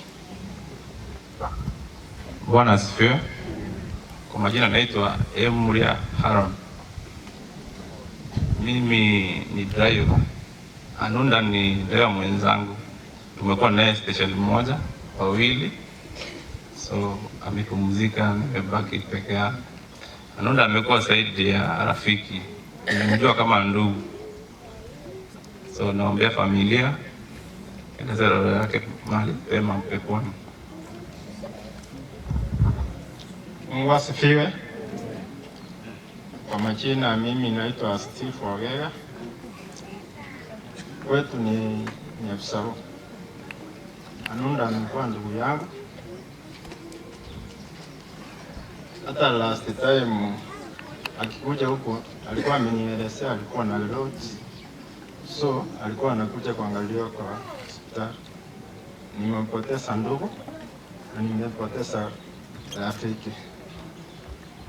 Tuombee tu familia yake na Mungu amweke kwa tema. Abantu baminto nonyeto korambi mule mwenzi ngoro ko Calvin Obiero Ogeto. Nyumbani yetu ni Barabu Sub County. Mimi nimekuja leo hapa kwa sababu nimempoteza rafiki yangu ambaye ni age mate. Mimi nimemjua Anunda, nilikuwa nafanya kazi. Mimi professionally mimi ni engineer. Nilikuwa nimetumwa kazi kule Loima, mahali kunaitwa Urumu. Kule tulienda shughuli ya kujenga maji damu. Nikiwa pale kwa sababu ya levels of insecurity, I was awarded Douglas Anunda na wengine watatu, ambaye mmoja wao ni huyu hapa na ule anaitwa Mnyundo. Hawa ndio walikuwa wanachunga maisha yetu. Tukawa na urafiki, tumeunda urafiki kwa muda usiokuwa mchache. Anunda akawa ni rafiki yangu mpaka nikakuja kumjua Evelyn. Mimi nimekuja kwao kule Kisii walikokuwa wanaishi. Ni vile sikuweza kufikia familia nijue wote. But nilikuwa namjua Lucas pia kwa sababu ya urafiki wangu na Anunda. Niliposikia Anunda ameanza kuwa mgonjwa ni wakati nilimpigia simu. Nikamwambia, alikuwa akipenda kuniita Sokoro. Sokoro na kibwake biyande. Then it came to a time Ganyoranga oko respond kwa wele tulo. Angeongea unasikia tu kweli, si kuna vile unasikia mtu leo si nomo. Nikasikia huyu rafiki yangu hayuko sawa. Lakini vile ule amesema apendi kusema ako mbaya, anapenda kusema tu niko sawa. Nikamwambia hauko sawa, uko wapi? Shida siku hiyo alikuwa bado ako Loima. Nimempoteza rafiki. Mambo ni mengi ambayo naweza eleza kuhusu Anunda, lakini kwa upole familia mpate faraja kwa Mungu. Amina. Bwana Yesu asifiwe. Kwa majina naitwa Sheila Kai. Mimi ni mkaaji wa Laya. Bwana Yesu asifiwe. Kwa majina naitwa Nancy Aiton. Nimetoka Laya.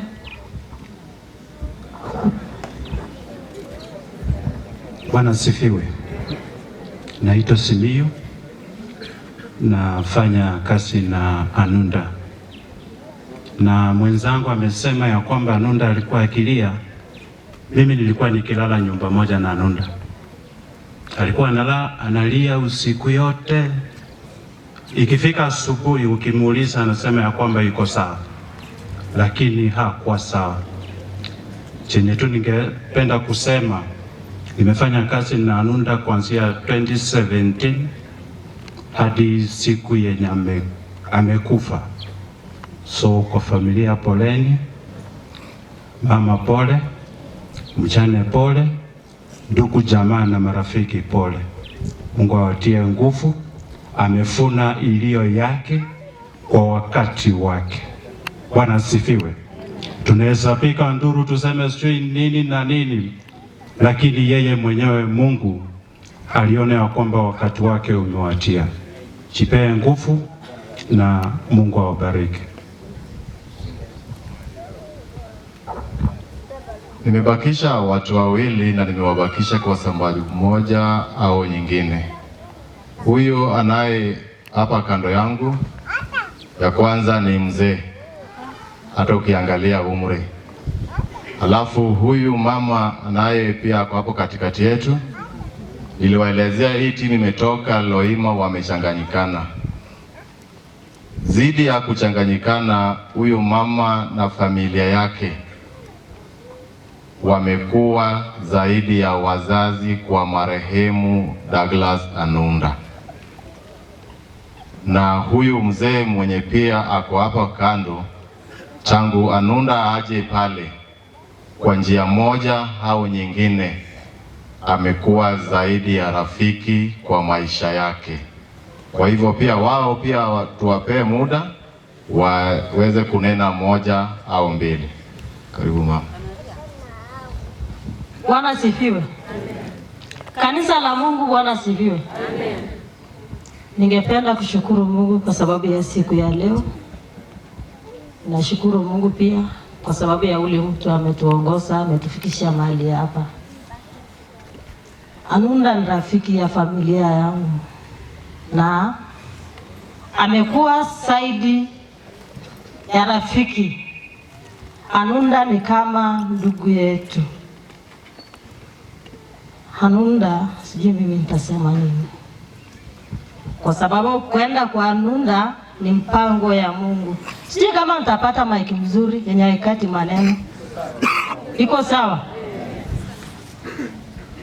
Mimi ninaishi mahali inaitwa Lokiriama. Mimi ni Mturukana. Nilipoenda mahali pale nilipata Anunda mahali pale.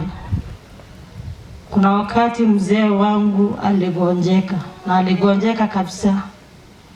Anunda akawa rafiki wa karibu, mpaka kiwango mzee wangu damu ilikuwa inamwishia. Anunda amekuwa akitufariji, amekuwa karibu yetu sana, mpaka unga yenye huyo mzee alikuwa akitumia ilikuwa inatoka kwa familia ya Anunda. Anunda hangeweza kulala usingizi kama bado hajejua sisi tunaendelea namna gani. Kwa hivyo ni saidi ya rafiki. Mimi ni Mturukana, Anunda ni Mkisii. Lakini wakati mzee yangu damu iliisha kabisa, Anunda alishindwa kitu ya kusema. Kakuja akaniambia, madhe, mahali imefikia, hata kama ni damu tutatoa. Mimi nikaambia yeye, mwanzo wetu na mwisho wetu ndio mwanzo wa Mungu. Hapo mahali umefikia ni mahali ambaye Mungu anategemea kuweka mkono wake. Kama atamponya, atamponya. Kama hakuna. Kwa sababu niliona kabisa yeye alikuwa amefika mwisho. Hiyo wakati mzee akaenda Uganda, immediately akapata damu na alikuwa amebaki na painti moja. Ndio maana wakati Anunda amekuja hospitali, wakati alikuwa anaelekea hali mbaya, akaambia mama yake ama mke wake, nina gesi ya kitu, kwa sababu tulikuwa tunamfuatilia. Wakati alikuwa akuja hospitali, tuliongea na Jose. Jose ambia Anunda aende hospitali, ambia Anunda aende hospitali, mpaka tukawa tunamwendea kwa nyumba, kwa sababu Anunda siku aingeisha kama baada hajafika mahali mimi ninafanya biashara kutusalimia mimi na watoto wangu. Wakati Anunda amekuja hapa, tukawa tunapiga simu, unaendeleaje? Niko mzima. Mwenyewe anapiga simu, anasema niko sawa, nitapona. Atakaa tena kesho atapiga simu, niko sawa, nitapona, kwa sababu anajua ule mzee ako na halza ambaye akiwekwa kwa pressure hiyo kitu inapanda juu, lakini haingesaidia kitu chochote. Mimi na familia yangu tumempoteza rafiki wa maana. Evelyn na mama ya Anunda wanajua. Hamjatuona sisi sura, lakini Anunda amekuwa akiwaeleza Simon ni nani, Simon ni nani. Na sasa hivi mimi nasimama nikiwa kama Simon kwa sababu amenipa message yake. Kwa hii familia mimi nawajua watu 4.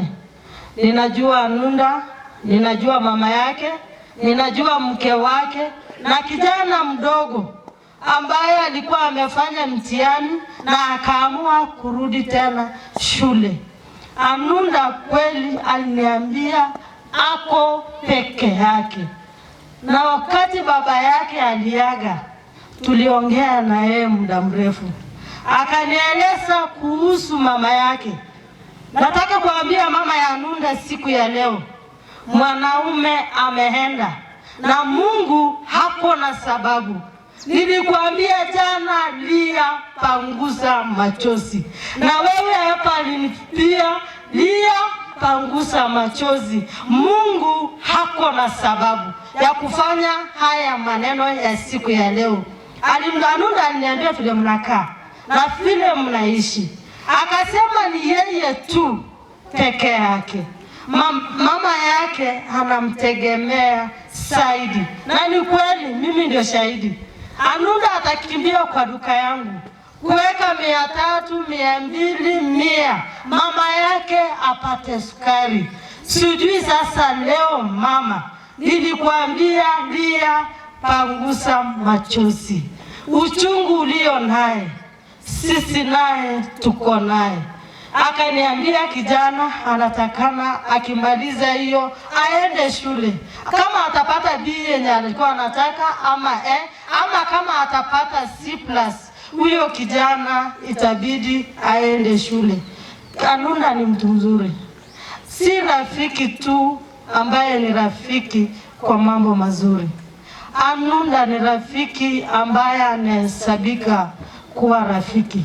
Nimekuja Kisii kwa sababu ya Anunda. Nimemsindikisha kutoka Lokiriama. Ashuhudia kwamba nimekanyaga. Ashuhudia kwamba niko mahali hapa familia yake. Nijue ule mama yake amekuwa akinieleza. Nitasame huyo mke wake na huyo ndugu yake. Urafiki hiyo haitaisha. Tabaki Mungu siku zote. Atabaki akiitwa Mungu. Barikiwe.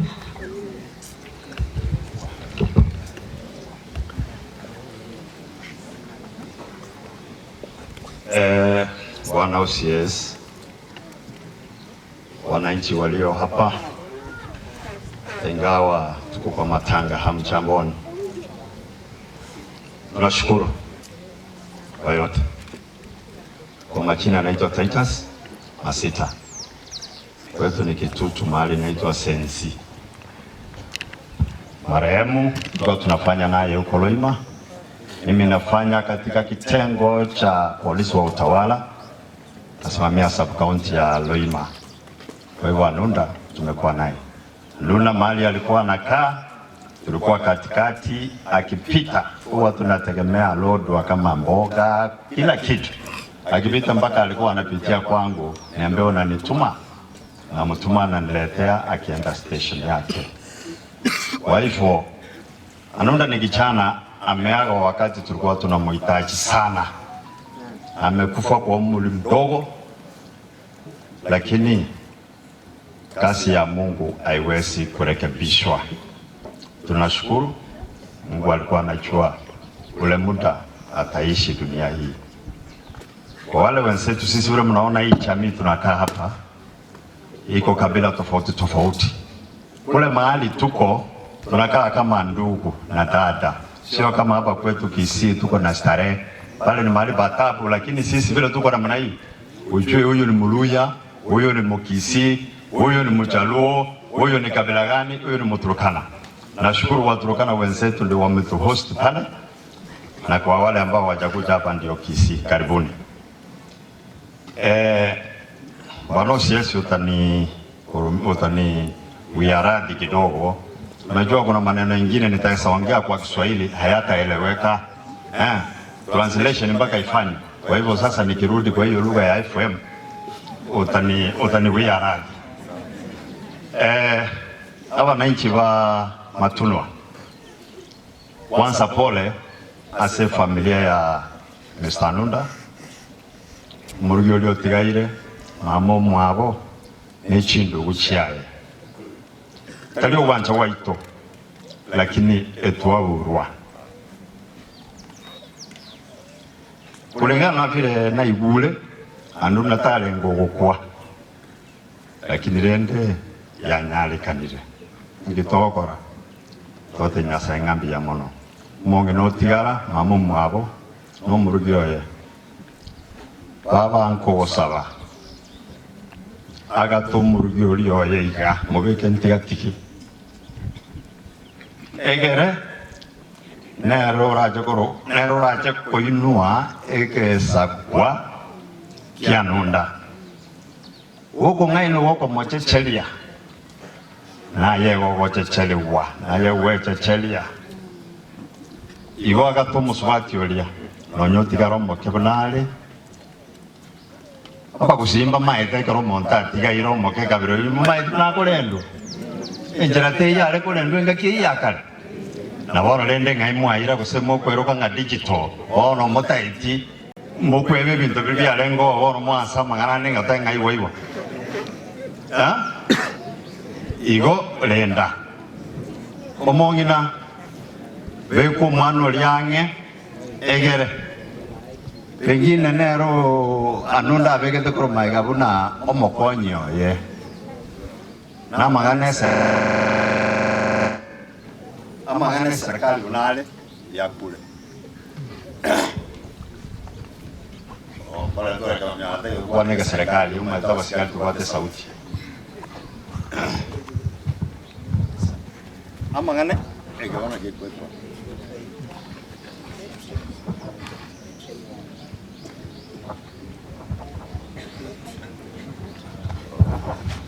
veramente liogi sukabocha kocha ngonge karo jegende ke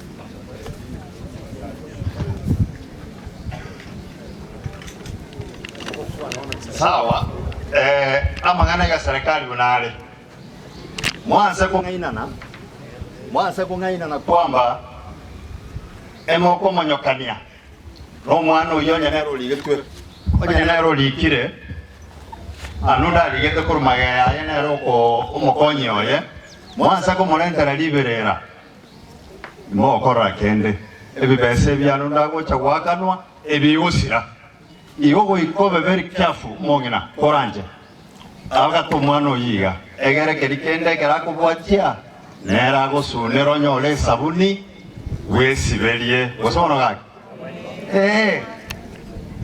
igo mobase ko mochecheria regardless bino atigara mulende bunali Nyasaye namaite nende nabako mubyokia baka sago chagoikera kabere mwatebaga momromo abako nywalikwe mboya lakini wo maana bulwa mangana ngaki aya mangana igako anugana ndio nagotigarera sababu igani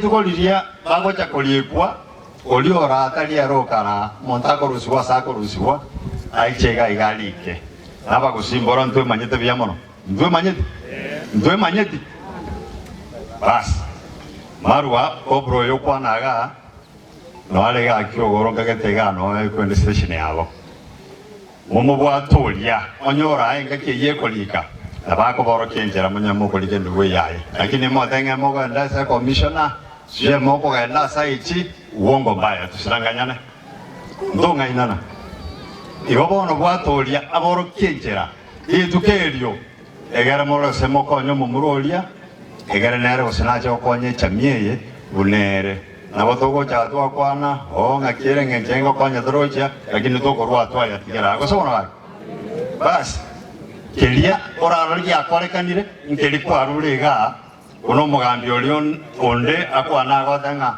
orureri bwa ya moyo mongina orureri bwa ya moyo moswati oyetigaga yeke na kitwarora sai lakini baada ya hapo etweberega kwa hivyo kubasabira Nyasaye abakonya abagate naende tamira Nyasaye bakomo egana na rora bakonya amangana abantu kurusiko nyatige eligere linyomba mino nakimomenyete mechima buru amara na mange nombo no to kumanya roko nyorondo imokire amangara koroire amanye chwe kiora go chapadae aje ko batenga nere kemanyi mogosoro wachana na hiyo ndio bwana hii tamira Nyasaye abako bakonye familia anunda eche erolekane batae sana tia Nyasaye sesenie ndia mono sana. Thank you bwana OCS na nimeshukuru sana. Asante. Asanteni sana. Itaenda kuongea moja mbili. Kabla hiyo moja mbili, baada ya hiyo moja na mbili ndio nitaweza kufungua hii bahasha niko nayo hapa. Kwa siku ya leo ninasimama hapa kwa niaba ya watu wawili, watu watatu tofauti. Kwa hivyo ya kwanza itakuwa ile yenye nazungumza kwa niaba yangu. Kuna mnenaji mmoja aliweza kunena kuhusu kakake marehemu mdogo. Kuna kitu moja nataka niwaeleze, and it is a living testimony. Nilijaribu na nikaiona kwangu. Mwaka wa 2011 baada ya kufanya masomo yote nikaenda kutafuta kazi ya askari. Kwa ile laini wakaanza kutafuta mpaka kwa kila location, waone kila kijiji imekuwa represented. Ikawa kuna jirani yangu mwingine ameninong'onezea yeye akuna mtu amemshika mkono na tayari ametoa 45. Nami pae sikuwa na chochote na sikuwa nimejua mtu. Ikaenda ikafika kiwango sasa kati yangu na yule mwingine wanataka mtu moja. And for sure by then nilishatoka college. Na yule mwingine ngawaje umri yake ilikuwa imezidi yangu, hakuwa ameenda college. Nikamwambia ndugu yangu Titus, proceed. Pale watu wengine waliweza kunirushia matushi. We ni mjinga namna gani uniachia mwenzako kazi? Luckily enough, yule ofisa alikuwa anafanya hiyo recruitment akaniambia naenda keti pale. Nikakaa hapo tunaongojea. Watu wanaenda mbio, watu around 120. Kwa hii 120 wanataka watu 20. Kwa ile kikundi tumewekwa kando tulikuwa kama 30. One of us ambapo was very bright tukiwa high school anasema hao watu wanatuchezea akili. Wamepeleka watu mbio 120, wanataka watu 20. Mtu anakuambia out of that 120 watakosa 20 aje? Wanaume wakaamka.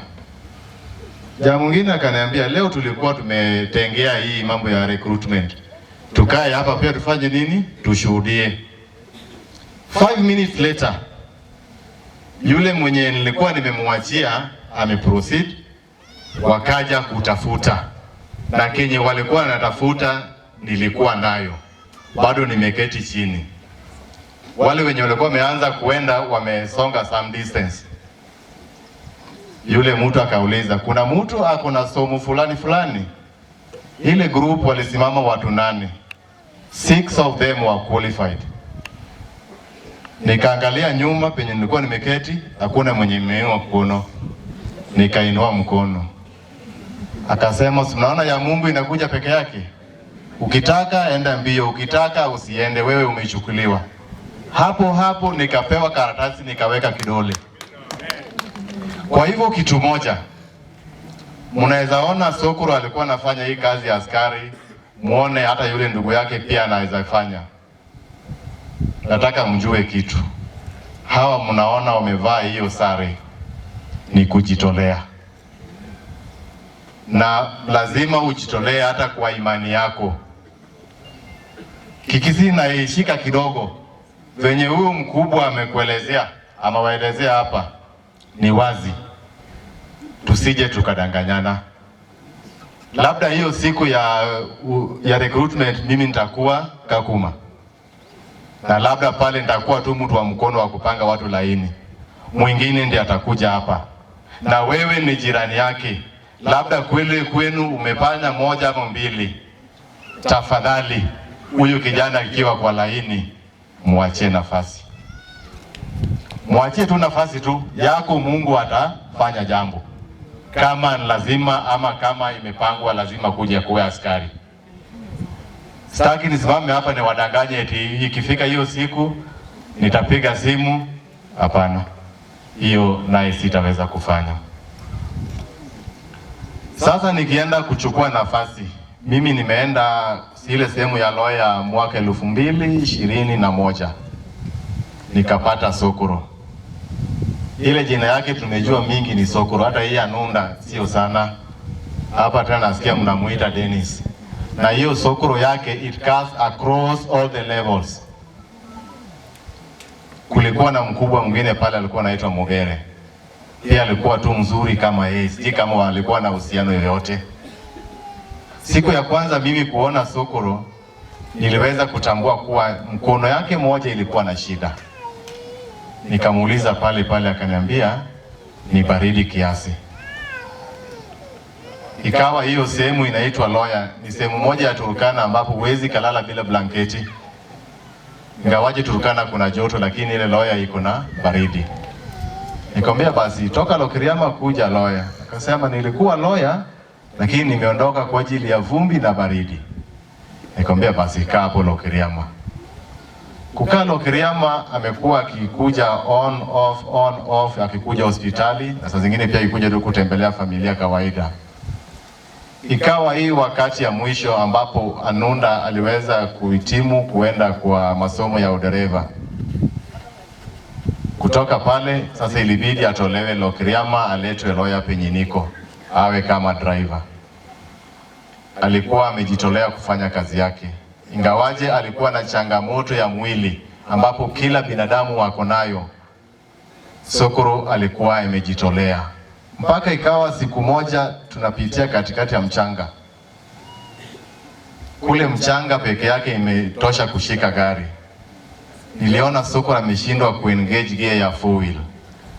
Nikamwambia kanyaga clutch, nikamuingizia. Akaendesha gari vizuri, tukaenda. Hata kama pale mbele unaambiwa ni kubaya, yeye anakuambia afande twende. Alikuwa na ujauziri na alikuwa anafanya kazi yake venye inatakikana. Hiyo wakati tukaweza kuona hii jamaa ameanza kulemewa. Na kwa kawaida askari si rahisi waone nyumbani wakati wa Desemba. Ikafika wakati wa Desemba, barua inakuja hakuna kwenda nyumbani. Lakini nikaangalia hali ya Sokoro, nikasema hata kama hata bila kuelezea mkubwa wangu. Wiki 2 baadaye nikapigiwa simu na mkubwa. Fulani yako wapi? Nikamwambia ako nyumbani. Hii muda yote? Nikamwambia ako nyumbani na ako kwa hospitali. Mkubwa akaweza kutulia. Ile jambo alikuwa nataka tukamalizana na yeye. Sokoro akaniambia amepatikana kuwa ako na growth. Ingawaje mbeleni tulikuwa tunafikiria ni kitu cancerous, lakini ikabainika kuwa sio kansa. Sokoro akaniambia afande, tumebook tarehe na daktari, tunaenda kufanyiwa surgery. Nikamwambia kwa hayo jambo yote Mungu ako na sababu, na amejua sababu gani lazima upitie hiyo surgery. Akaenda akafanyiwa. Baada ya kumaliziwa, mimi hata sikuwa nimempigia simu, Sokoro mwenyewe akanipigia simu, nikaongea na yeye. Akaniambia amemaliziwa, ingawaje bado anasikia kuna uchungu kiasi. Nisikia hiyo uchungu, naambia tafadhali wewe usikuwe na wasiwasi wote,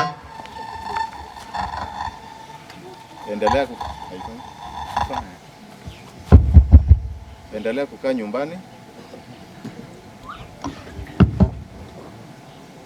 Nikaweza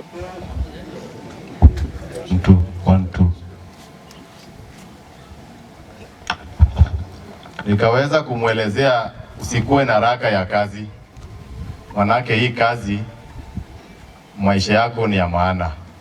Tukalewana na Sokoro kuwa aweze kuenda hospitali, na ndio aliweza kupata nguvu ya kuendelea kukaa nyumbani.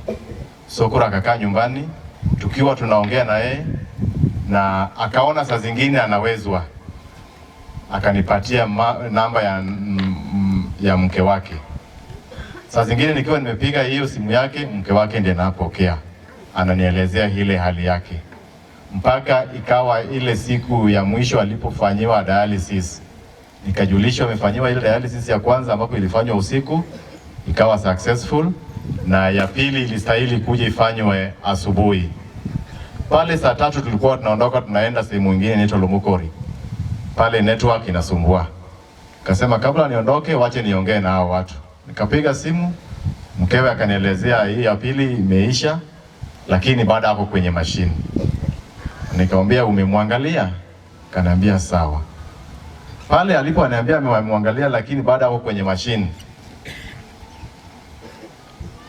ile sauti alikuwa anaongea nayo, nilikuwa naona ni kama kuna kitu wanatuficha.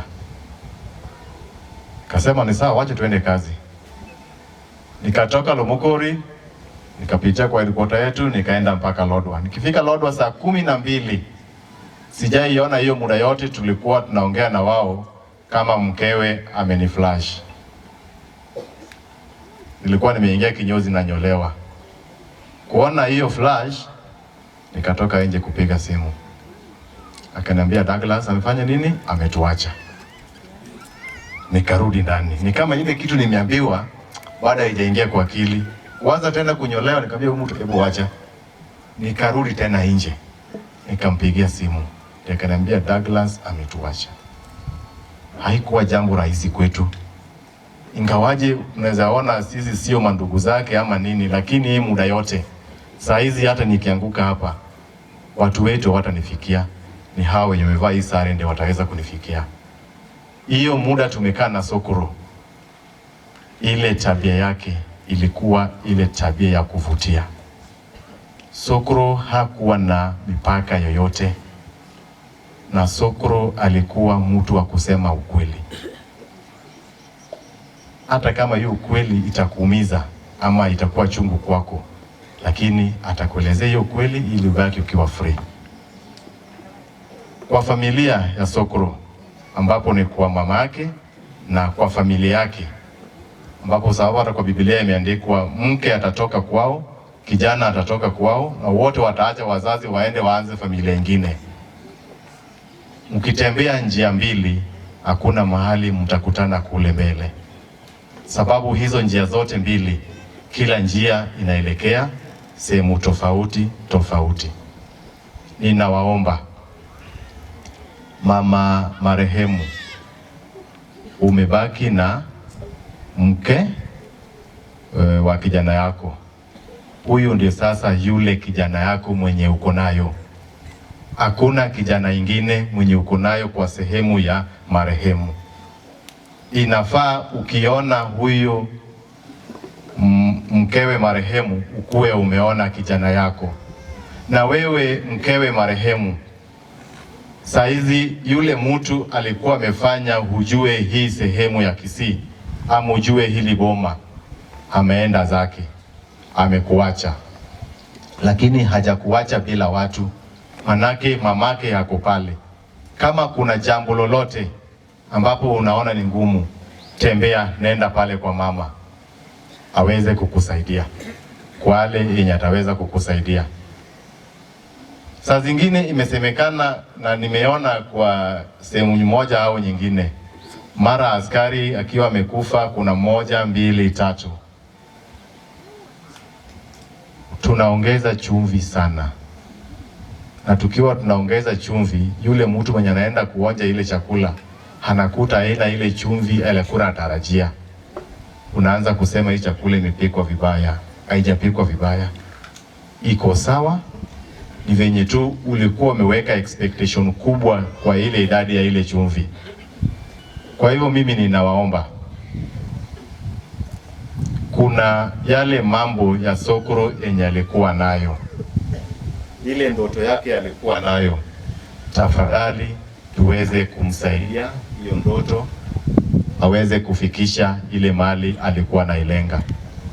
Na hiyo mali alikuwa nailenga tutaweza tu kufikisha yeye hiyo ndoto yake mkiwa nyinyi wawili mmeshirikiana. Kumbuka hata kama Sokoro alikuwa na mandugu zake, ako na madada zake, madada watatoka waende waolee sehemu nyingine ulivyokuja, lakini wewe na huyu mama sasa ndio wenye hiyo boma. Mzee wa hiyo boma babake Sokoro alishaelekea, hakuna mtu mwingine mwenye amebaki. Kwa hivyo mume wako mwenye umebaki nayo ni huyu mama ameketi hapo kando, na wewe mama kijana yako mwenye umebaki nayo ni huyu msichana ameketi hapo kando.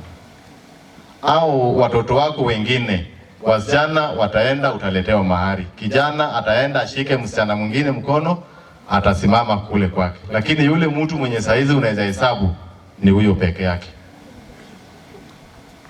Kwa hivyo tafadhali, kwa yale mambo yote yenye Sokoro alikuwa amepanga venye tu nimewaelezea, tumsaidie, na tukimsaidia ni nyinyi wenyewe ndiye mtakuwa na faida.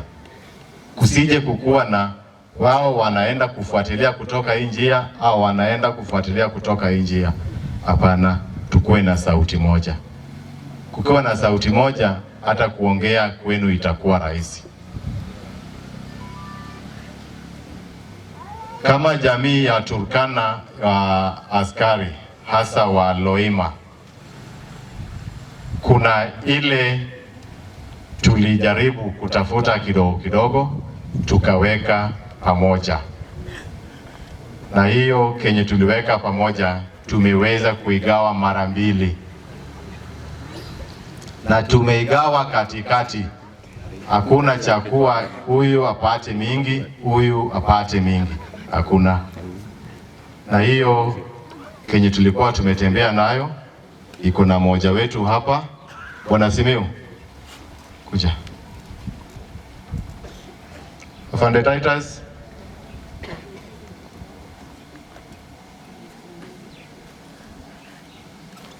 Masita. Huyo anaitwa Emmanuel Simiu.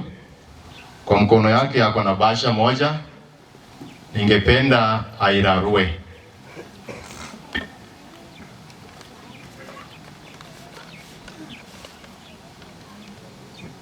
Sasa hapo ako na basha tatu, moja haina chochote, tupa hiyo.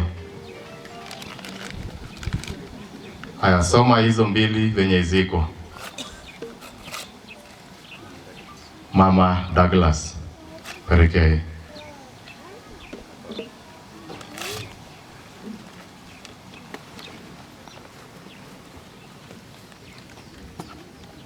Pole sana mama. Hiyo ingine imeandikwa Mrs. Douglas, peana kwake.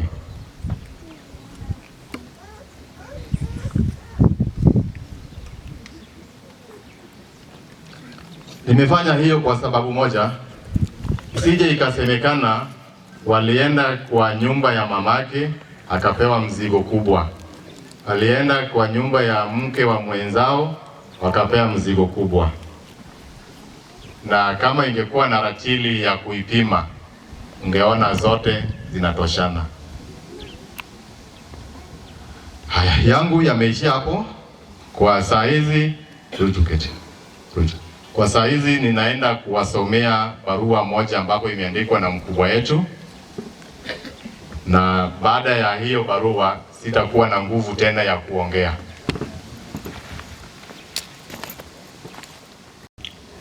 Barua yenyewe imeandikwa hivi na nitasoma kwa lugha ya Kiingereza. The Kenya Police Service, County Police Headquarter, Turkana County, Box, Lodwar, Dear Mrs. Evelyn Nyanchama, letter of condolence. The late number 105452, PC Douglas Anunda Ogeke. And I read, it is with deep sorrow that we have learned the untimely death of your beloved husband, the late number 105452, PC Anunda Ogeke Douglas, who passed on 19th January 2024. The late Anunda Ogeke Douglas was born on 1st of January 1989 at Mutunwa Village, Kiogoro location, Mutunwa sub-location in Kisii County. He was enlisted in the Kenya Police Service Training School at Kiganjo Main Campus in Nyeri on 20th April 2015 as a recruit police constable. After his initial training course, he was posted to Turkana County, Loima Sub-County, Lawyer Police Station, where he served till his death. Following his untimely death, Kenya Police Service has lost a dedicated, hardworking, and loyal officer who had respect and trust from those who served and worked with him. May I, on behalf of the Deputy Inspector General Kenya Police Service, the Regional Police Commander Rift Valley, and all officers serving in Turkana County, both uniformed and civilian, and the entire police fraternity, join you, your family and friends in mourning death of your beloved colleague, and send our profound and heartfelt condolence during these trying moments of sorrow. May the Almighty God give you peace and strength, and the Lord rest his soul in eternal peace. Amen.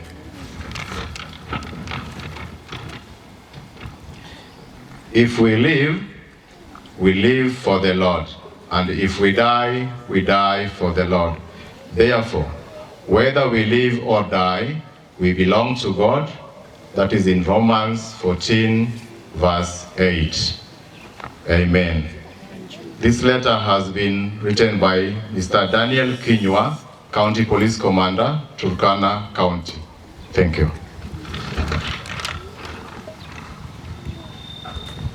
Thank you, Bwana OCS, for good report.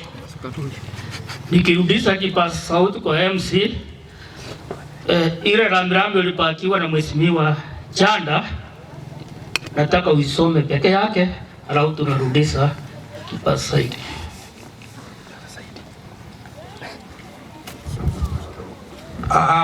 Abantu bami tora matanga tigatokorega kikumuranje bia oyo teneina Elieta David ogega maranga makia mwana busiboli ya chas next, lakini bono again teniniga on behalf of Saidi Chanda oyoro Mheshimiwa ito ero ntumocha antebenga pole Oganda muchonyaira asogo siria omwana Douglas oyorenge etegemeo yomucho Oganda.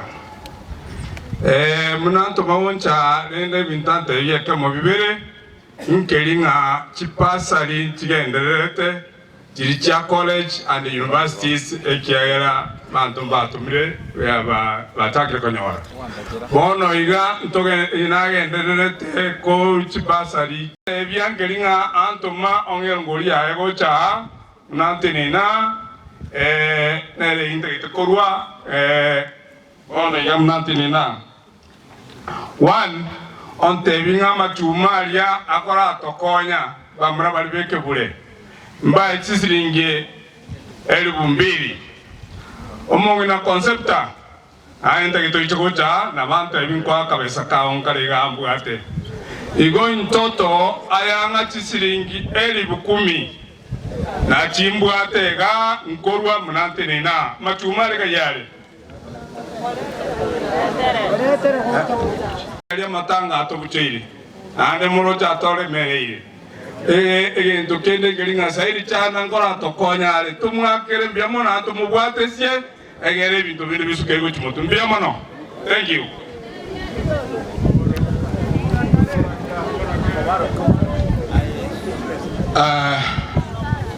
Tuelewane kidogo.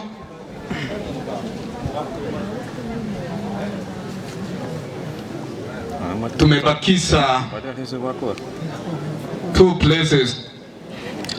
One ni kanisa pastor. Naona tumeenda sana. Ninaomba tuweze kuvumiliana kidogo. Kekomwes ndio church, simama hapa. Yaani tukiita hivyo ningewaona hapa.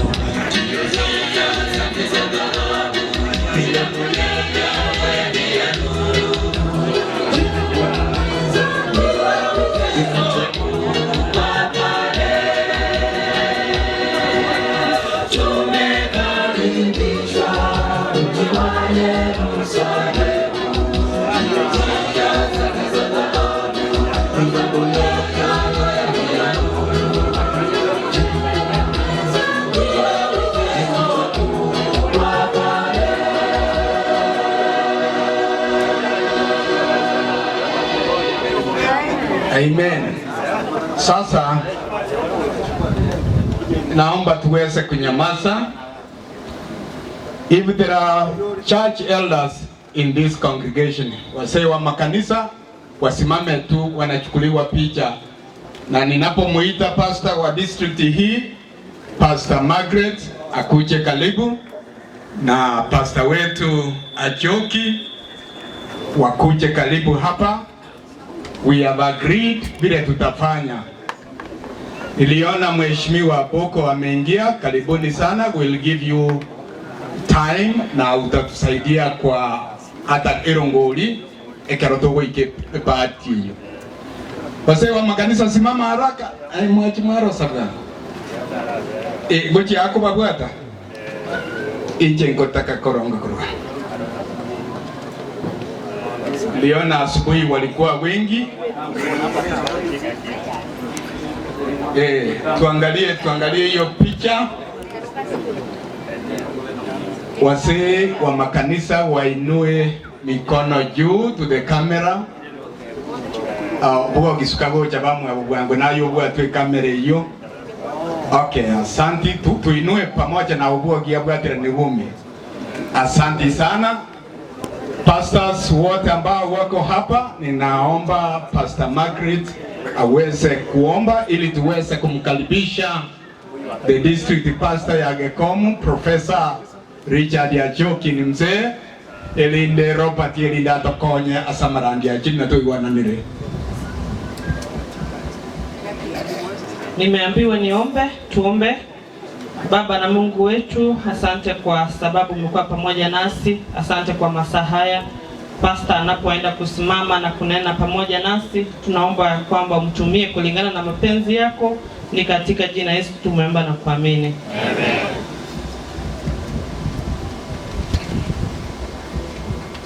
Na wasalimu yote mjambo. Najua muda umeenda sana. Namba 1, bila kupoteza wakati, nami naungana na wenzangu kusema pole yangu wa askari wetu. Mpoteza rafiki tena mpendwa sana. Nimeona vile mmeongea mpaka tumetoa machozi. Kuna mama yule aliongea sana mpaka wengi walilia. Poleni. Kweli tumepoteza rafiki ambaye anajua kuishi na watu. Mkisii halisi. Kwa hivyo kama basta ni muda umeenda, lakini nilienda shule.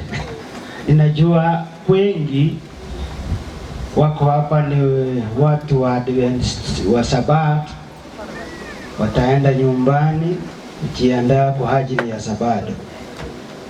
Na wale walitoka wengine Lodwa, wengine watarudi leo. Kwa hivyo sasa nitafanya nini? Na muda umeenda. Kwa sababu nilienda shule, nataka nisome fungu moja tu. Mniruhusu nisome fungu moja. Lakini kwanza nitache mambo mawili. Nilisikia wengi wamezingatia kwamba mama amutunze huyu mchane mpya. Hajajua uchane ni kitu gani. Lakini wewe sasa ndio utamuelekeza. Katika Biblia ukisoma kitabu cha Ruth, kuna mmoja Evarini aliamua kusema kwamba sitamwacha mama yangu, naye anaitwa Ruth. Kumwambia Naomi, hata ukinitembeleza namna gani sitakuacha. Na mwishowe alibarikiwa kukaa na mama yake. Kwa hivyo tunawaombea Mungu awasaidie mtusane mkiwa katika boma yenu. Sasa nitasoma nini? Katika kitabu cha Revelation 14 mstari wake wa 13. Revelation 14 verse 13. Inasemaje? Inasemaje? Wale mko na Biblia someni lugha ile utapata. Sababu wengi wetu tunaelewa lugha nyingi. Ngine ni Wasungu, Swahili, Warusi, lugha zile. And I heard a voice from heaven saying unto me, nilisikia sauti kutoka mbinguni ikisema, Right, blessed are the dead which die in the Lord. Andikeni wamebarikiwa wale wanakufa wakiwa wamemwamini Mungu. From henceforth, kuanzia sasa, yes, say the Spirit, Roho anasema, that they may rest from their labor. Matunda ya kazi yao yatawafuata.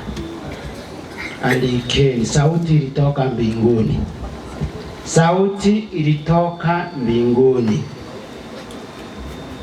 Sauti ya mbinguni ilimwambia mwandishi kwamba aandike kwamba wamebarikiwa wale wamekufa wakiwa wamemwamini Mungu. Ni sauti ya mbinguni. Na kule mbinguni yule anapatikana huko ni Mungu muumba wa vyote vya mbingu na dunia. Ndiye alimwambia Yohana akiwa katika kisiwa cha Patmos kwamba aandike wale wamebarikiwa, the blessed are those who die from now believing in the Lord Jesus. Wamebarikiwa. Kulingana na historia huyu ambaye tumekuja nda kumwaga siku ya leo, tuko kwa harusi yake. Ile niliona mmeandika alikuwa mtu ambaye alimwamini Mungu. Kwa Mwadventista. Na kwa Mwadventista ni wale wanaamini kwamba Yesu atarudi tena kuja kutuchukua mahali pazuri ametuandalia. Huyo alikuwa muamini Mungu. Unamwamini nani? Matumaini yako yako wapi? Anonda yake yalikuwa kwa Mungu. Na mchui tukifika mbinguni tutampata huko. Kwa sababu ile hali alipitia, pengine alimuomba. Nilisikia mmoja akasema aliomba walimuelekeza kumtumaini Mungu. Kwa hivyo pengine alitoa maisha yake yote kwa Mungu. Kwa hivyo sisi tukiwa hai, sio wakati tumekufa tuombewe. Kuna watu wanaamini hivyo, lakini Biblia inasema blessed are those mbasasenivi abago kukuruona wamwegenedemo. Sio kwamba Biblia haisemi kwamba wakija kuombewa ili waamini, kwa maana mtu akisha kufa hawezi kuwa na uhai wa kuamini Mungu. Ni sasa ukiwa hai ndio uko na matumaini ya kumkubali Yesu au kumkataa Yesu. Na huyu Yesu Biblia inasema ni yule Mungu alimtuma ili aje kukomboa ulimwengu wote. Na sisi sote tulikuwa maadui wa Mungu. Kwa sababu shetani alitutanganya, akatufanya maadui wa Mungu. Lakini Mungu mipango yake hakuiacha. Ndio sababu akaona ni heri amtume huyu mwana wake wa pekee aje ulimwenguni ili abadilishe historia ya wanadamu. Abantu tu alenga kabisa maadui wa Mungu, lakini Mungu alitupenda. Maadui hawalipendwa.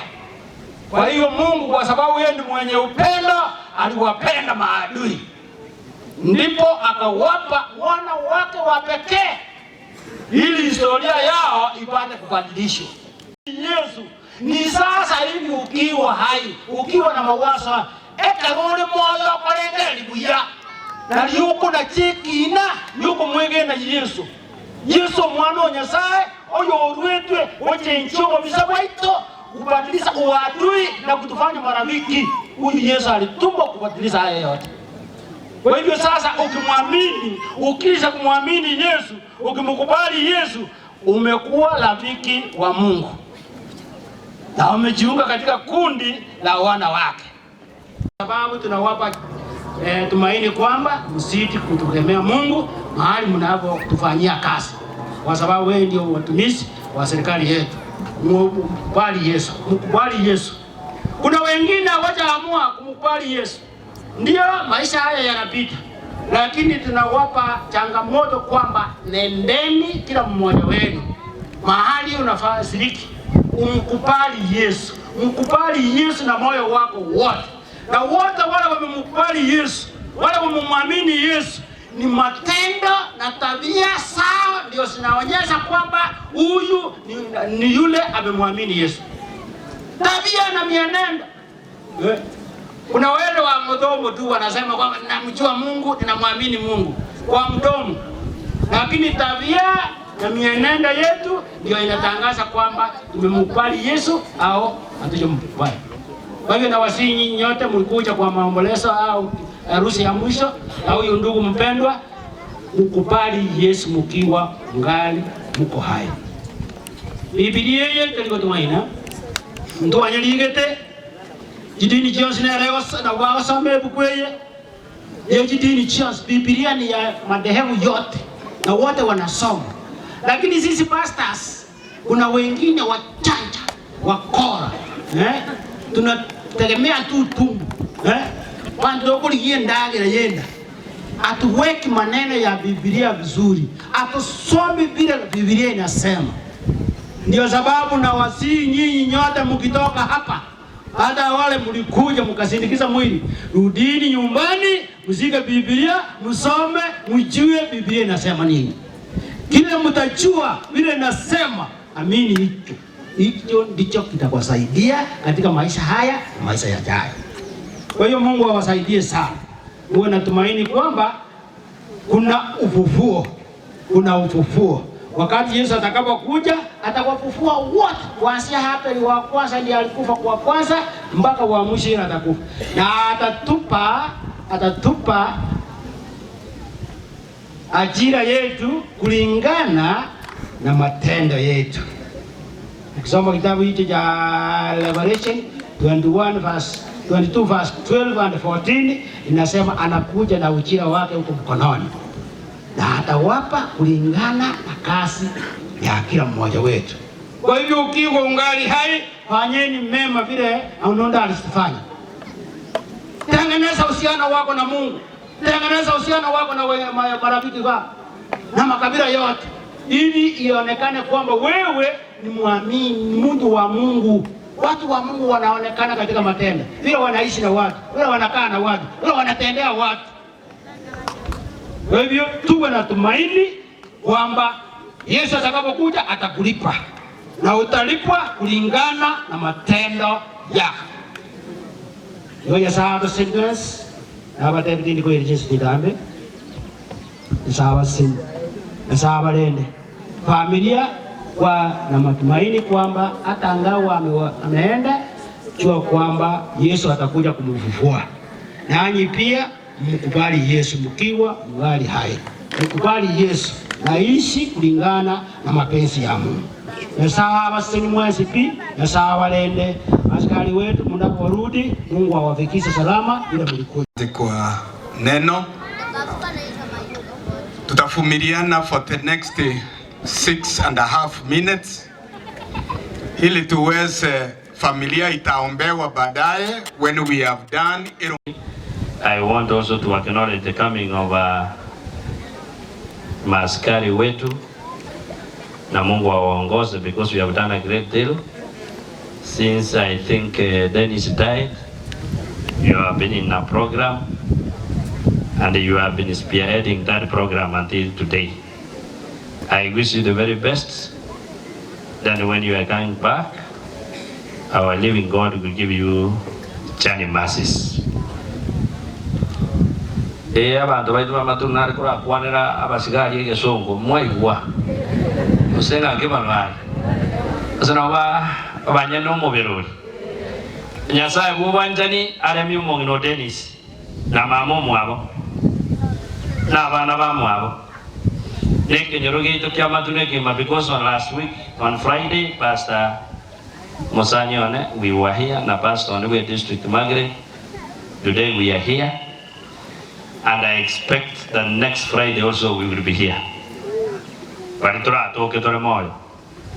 Aba chinguru chingakie jowo kenu. Aba sine no moronge kwa kwa kwai. Na gwetani osi aba wasemeri gwetani tiembera na baada ya makweli obo mambo karateki. Aruna matangazo tarenge amakon. Ukorigere ligoro kaya aruna arugo baracho bali mwegwa abana bali ba kwa accident igati daraja moja. Namo principal ya Kisii National Polytechnic nera ntuarwa na ikira. One sabari tule Pastor Kari orandi liwiyanga tuwe na matumaini. But what matumaini na njengo ba na aliyawatanga kero muntu paka ya komu ninje na njo motanga ne pastor. Pastor njo motanga ni wachake saba skuru ya komu ya banda babeke uniform ngeje. Kero na rengo mwenye kitali nje na renge saba skuru superintendent ya komu SD cha. Tekara tu arenga no molisho koro kwanga karaoke. Konyo moranga turacha no ne kanise yo. Kero montanya okora masoesi ko change ne mbera ege kora makweli na akora deki. Paka no ani tena mbele to makara vega nya okora masoa. Ege kora makweli no. Ekende kaba bujana abantu bose. Bana banya sa chinga kido kire chinkongu takonya ko mogororo monto. Kora kiye. Kuma ndele arapasa no nya nintu abagambi. Koko gumo ngina ko ingonya ngo boire. No bo mugambi igo gosoka ora utoka we Jesu okwira no nyoro utokiro okiri. Engero morembo korengaki. Na moko ganera konya koira nerania amarika honte binga okwira neni go okinia endamwa. Ono ta yukrawi abakungu bawita basai. Abasacha baita. Abana baita. Abaiboni baita. No morembo takariki. Owo sangana no chume ya ruto one serego. Etega buia. Kero monte etega bu. Owo kwa na delisia kule okumwamu. Abantu na ito mwamu toto kati kore sembiera ave akimoro jaya.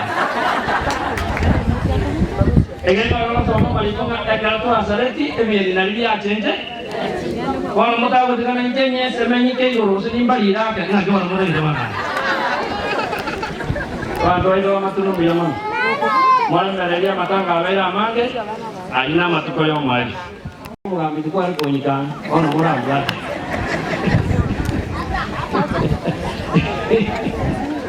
Lakini kinata kana wana wanya sai tusabera na yale ngati. Mmoja wanga naite aliyekuwa ameongea. Ande tena nyusia nayo. Ili kwa uresi bure naona. Lakini nuna mondi greti nani na wale kwa mmoja na royo bui. Lakini kengo rok na royo bui la. No mai de kike ko rok na buya no yo tabui. Esenga jo ko mo Yesu. Wana mo Yesu mo ya ake. Ono weso ko. Uweso no tatuara chianga. Ore mo Yesu ko kumani kwesi. Okonyora banta bachabu kona bataramanya Yesu. Karana ale mochana egwa rambi. Abantu baito matumo. Na tebyo mosiasi okorkweseke machagunga nongwe chakupura matanga sita. Ochile nera matanga ne kratwa runyariki. Yariki nera mo principal yo kweto Kisii National Polytechnic. Onte bya abantu baminto bamatuna na mwacha mwezi ndwe ngora nene mwanjira ngora yo muwasi. Ongero ngoli yeshiringi chirwe merongo ebere ndente ene buyo se bobe. Ono ntegerere ekero daktari ogega ari kubera ngoli yo mwishimu wetuwe constituency ona mutiganya kubara ari somano bali ba ko accident ogega mwira nyembi yamono because noni gali nara na kwa na buya ogega mochia mata ko bata ndwa na kia ko robo gambio bore nai na ko chimutu ani mbaira aka nje ko kure geruge ke se kyara ati se kyaro to se na kimoro je banaga moni we oyo onde omo daktari ogega tare kunyara kubika because mama ina kwelele woika yara ko enda na emotions because ya matanga aya akumunyuria ya mukamurumwa okore gyakora ono ndigamba oro kino mugambia gokora Monyi kwenda ba. Ekara sange nero ngo. Chiri wivere ngaba murabike buri. Jitingale buka. Chiri buikomi ngemu pa denisi ekakolero kwirire. Chiri buisano menta ngina denisi. Chiri buisato jitingale abana bamwe abadenisi batatu kale kirumontaga ndiri biri bari. Nakanya ndinga to gambitanga muri buyane. Ngato sala to sange ndiro ngoi. Tato itonado yori nyasa. Enza abene twachira subo suwa to korni bijamo na senge jeke okubugma abatu enyore turamoyo. Nyasa ito watu ari bageri tare bosahigo kuriende toncho ria subo gumobo. Kira abetu arari wetra sama kweno yimindo dendi siarari turare na bana bosemeri. Twachira ana baidi na basana abantu bose bekenyero asenge joko na tamba kombaita ke moya bantu. Kuriende to enyore ngomora mi obene to wali tigasenki ale mi mongno denis mama mwana bana bamwabo naite to ito Yesu. Anda to konyoro ngama to kali kwali ngaso ko wensi Yesu Kristo na biga kwa kole mi abana ba. Ra kwa ngende goro gatiko mo ikoma chano kole meyo wana gwetera singul chomo ika.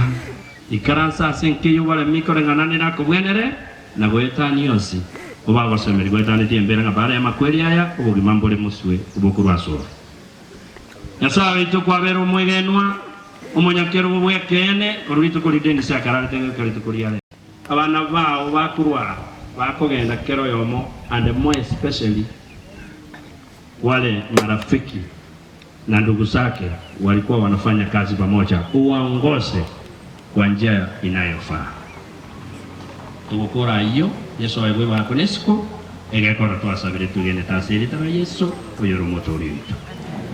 Ngero ngoli takera chibunga chibumwese babe baka basoka tamu ye chibu dero kuma denga so amyanda bantu gana nabo bugambye myaka 10 asa marika bagabanga keriota getokorerwe na yakoreraki ekora makwiri naona asomia bantu natanga noa na yebuona bagocha anyo gotegeta bantu barwero ngoli karubona igo pasa mbiamon tiniko tangaza ingoko ngoko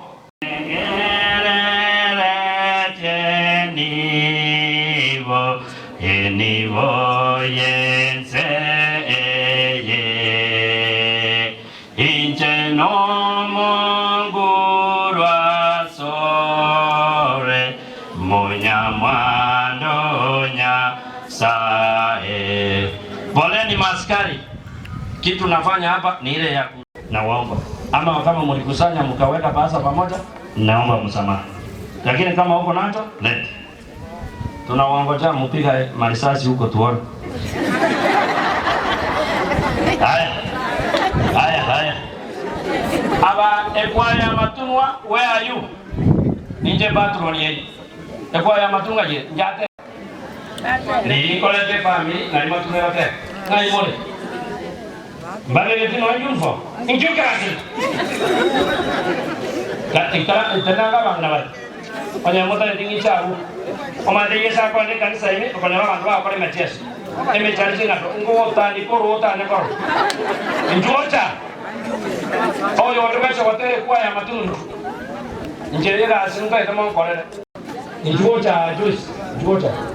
Mada na na mo kore. Mada ne bi ro ko kwa tele le ro bachwa. Njocha. Kwa cha kwa manya kwa mo sensi na nige to to ko. Oh, ai ko. Sawa. Nicho inge motende njocha lakini wana rekwa muna yu ngwate sigari sina wana wako kwa ngwate kete koge yani la rangeri ngaki aba sigari ba Yesu incho ada yetu kwa tingo ba irani joba na yana muta kwani njo gaya dora mno bona iwa ntu asaba amongena nale mo manyet tabange ntu aberde gochiaja bari bataje kure tundu bari genda inari mokora masoesi ari nkora arore kansa kenda jimuin ebesanga ndagoche gende wana jirege tuweke kiamati ayegendo karanse ndagote yokwanyu mo leta gocha korati ga yabaira ne gocha abandu bekwai ekwaya enda huko. Mimi nasema hii njia huko kupitia huko unazunguka hivi. Iko. Leta kuja. Leta mano. Basi nego tuende kimungo kia kabeli. No nyangu chandike seye ningara mere yeso mechado neva emenge ninde mere ya suri eme ando nere mbuya mono niñore bionsia sore omade gendo ke gonkumia njena monganga tikule chimo chimonge tota edi korongori ekero gono egembete igoro togo chigwakana ego edi box ya mbuye ege gore ekero gitu abana mo to endo cha can you stand up gaba toa chibe saka mo pera te birogo igoro mo mora kera te igoro nane to gwakana birogo tenna igoro aya naba bere ni tenna igoro asere draye mwa gwati mwa cha pensar mwa cha owas osata aba urani aba kiabeire murago kamuya beka ya kibang biaman aya tenna igoro toten basangere ya mbara bege mbete ngane family members mo mwarwa mo goita baga ke ma de yesara ko punishment na mura mwaru toiban igo baila ni biaman ingi bana mga Samson yung kumeli na ko mo ba sasa wana karamu to ating ko ba mai gari mo na mo ko ma biaman bang na ba ya ko na da bang ari nyo mai to no nya karo no yesu to ko ya to mo ngino yo ba di do yo bale ba so meta na Dennis minyo kesbit bale mo so meta na Dennis injo aya bate bile kurbaranga enamba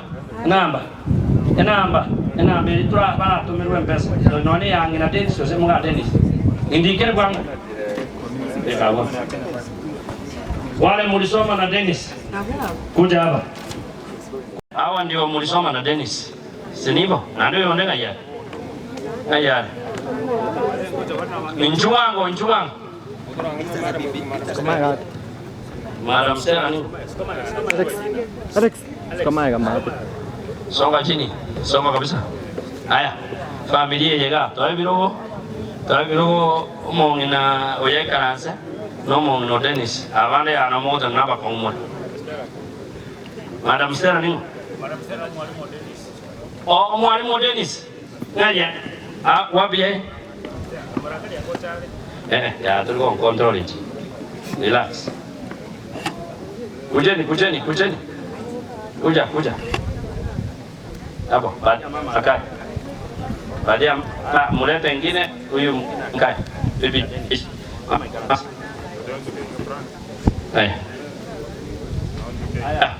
na was sana de begere ya mala ni mama eso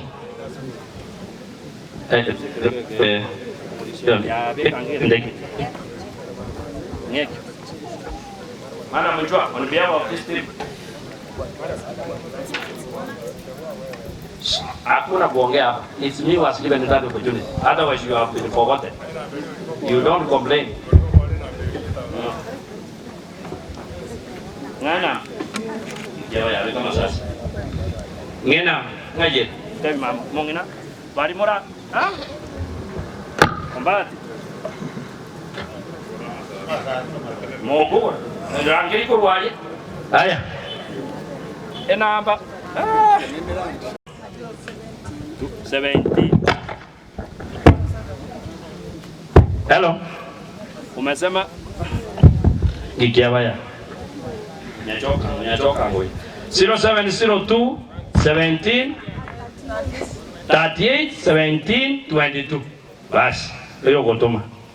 Hour, you allow me 2 minutes. Oyo moto, madam kuja. on behalf of the Raja team. Awa wongei. Sasa wana ba matunga. Sagero no yo matun. Oyo no yo njimara. Oyo no yo ndo bwarasa. Oyo no yo oyo no shimi. Aba ba me tore be karwoti. Gotin kore. Oyo no yo werika. Oyo no yo mwaka Sakaria.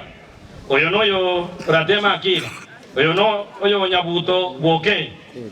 Oyo no yo Mabon. Awezi kuju. Oyo no yo Wonsong. Oyo no yo Make. Oyo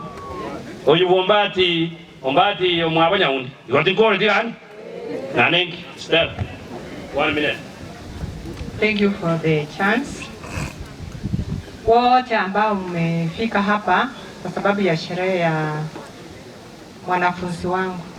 Dennis was my student plus all these standing here. Nawapa pole tena pole kubwa. Mama Dennis, mengi yamesemwa, lakini mshikilie Mungu. Yeye ndiye atakupa comfort ya kutosha. Evelyn, Mungu ako nawe. If you surrender yourselves to the hands of the Lord, life will continue. Sasa mjiandae kwa maisha yajayo. Mahali penye Dennis ameenda, mjitayarishe. Monya kote bila bono kulera.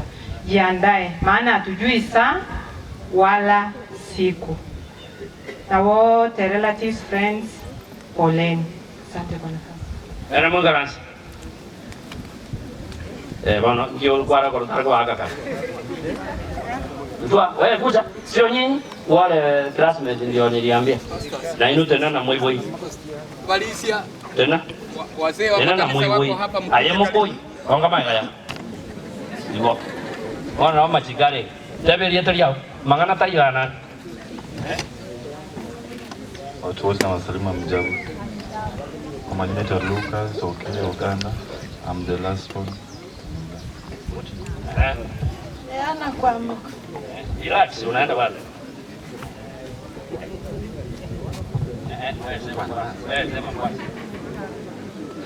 Asante sana se abantu amatuno aso joto base se mwenye kwa mwana mtu Dennis nje kwa Dennis mu mlo kabere bena. Okay. Aya munga pena. Samaria tanguro kufani sikelo. Aya. Oyo nero mongno Dennis. Baba kwa nangena. Na bapwa ni mwezi bya muri mwezi. Nenda bakere mbya mwana. Bali basoe huko ya utakonya mbakumu yote niso ikirege. Nashukuru watu wa kutoka Turkana. Kazi yenye wamefanya ni Mungu atawalipa. Abashiriki bane bageko Nyasaye tiraba seseni. Naende abayiraneli. Nasingo colleagues olisomsi nabasani bade nakina osikatingo kwana bonte Nyasaye seseni. Ekero moko genda moto sabere. Wiki tuge tuabere gachi abere chingong tumepitia mingi, but I thank God it is the hand of the Lord ogayagre twaikirega amagana makoreta na mukurusia mwene bona mutige I'm here to stay na mupita kuona mtanipata ngaja kurwate kile gyosi noni ga chief utendero ke mata kome you just face me bona tega no ne ko chiki ndasaba sisi te kwanere nare mware ko basabera nainje mbeka mangana yinga nyasaba bwatani oyo nangina amangana bebuya nanu manye to monto bwate binto byonse byade ni stadio babe buya baba nayo okuni umongina kwa manya Nari bagini twakwani kama ina basani umwana one asti abitinjira Jones mwatu ikirange kurumona akwete ko bitaro 20 bakaboniga mwagendere gwaseniwa ando moyo yumubwate mwagendere ko mwana wantu morosa mwana to ikaigange bakatwa byamana so to ikange mwana to akuri safari tenya sawa seni ando mwana one farini no toramo naye onde bwese bano kone tenzi okule ando otindekirwe wansira boniga onde kwatamanga naye aisane biamon Mungu wetu Mungu kwani walisi njwa kingoya nia nje erikane gas kwanga na kuri osindagor. Thank you mra imbi jamana soko tokonya igo. Kufikia hapa tunataka kusema ni asante kwa kila mmoja wenu. Tangu tulianza programu asubuhi kama kanisa tunasema Mungu awapatie nguvu maofisa wetu wa serikali. May God bless. Mnaporudi muweze kusaidika njiani.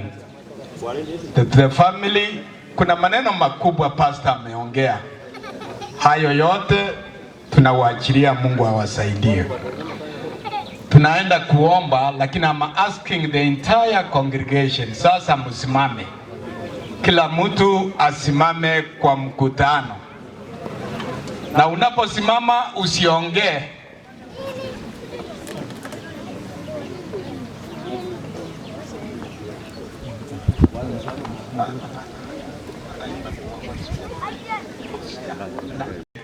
Naona sasa nampisha pastor wetu ili aweze kukabidhi hii familia kwa mikono yake Mungu.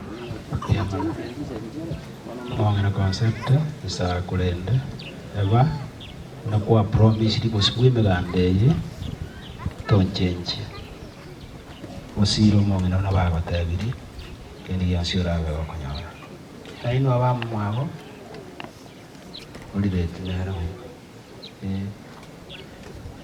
Tata jasawe itole igoro Tata bwoko nene munyamabira mange igo turasegetie ketari asobuya noko nakareme chande bibe byalete tasense umwanchu mwana bene lengo yo okorera monase nkeye otimokire batule nyangi yayo mwelio otigire mama mwabo na abana ba mwabo no mwanchioye na bwaba balete bosubwao chinsechi togusaba igo monene obaimokie obatinya amaliga nobegendanerie nobaho wasemeria wetane tiembera eliyese kerorache kubokia abana bao babe bao korotota igora samale senio mongi nayo iga no mumayete buya obeiro kuna wethera makungu mwaka gatimoka aya no mwana otimokire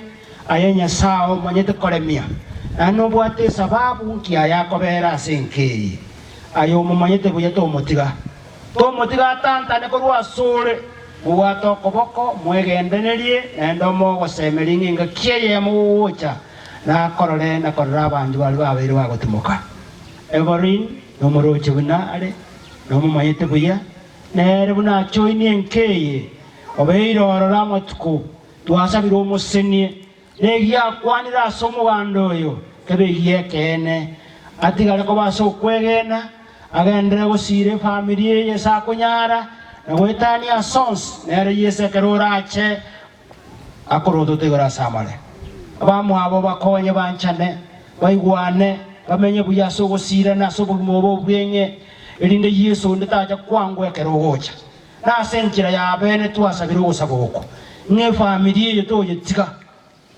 oyerende.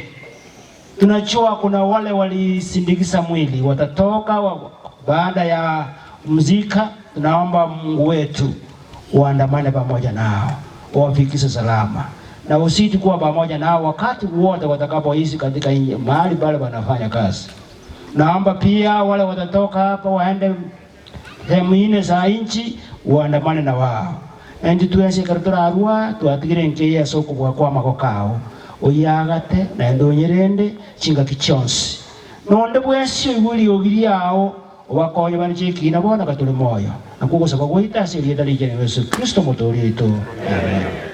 Mbarikiwe sana.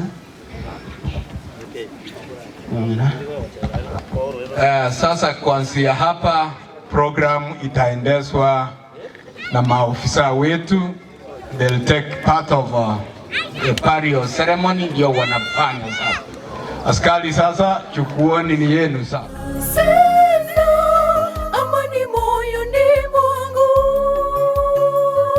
shida zinanizonga, e Bwana wangu.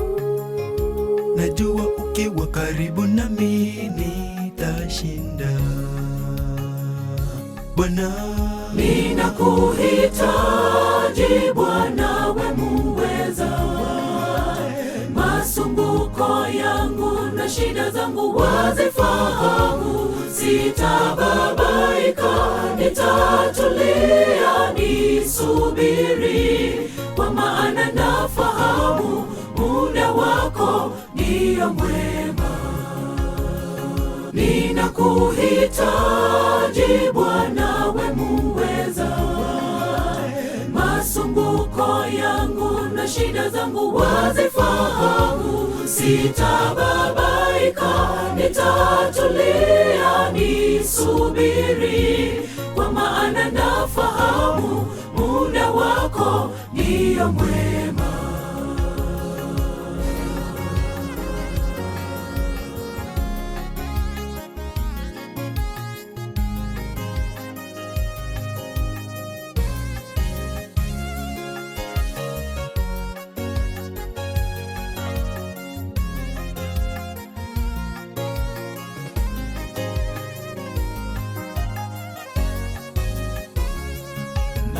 Faraja moyoni mwangu kila saa ninapokumbuka maneno ya Mungu ambayo amewazia watoto wake. Nami nakuhitaji Bwana,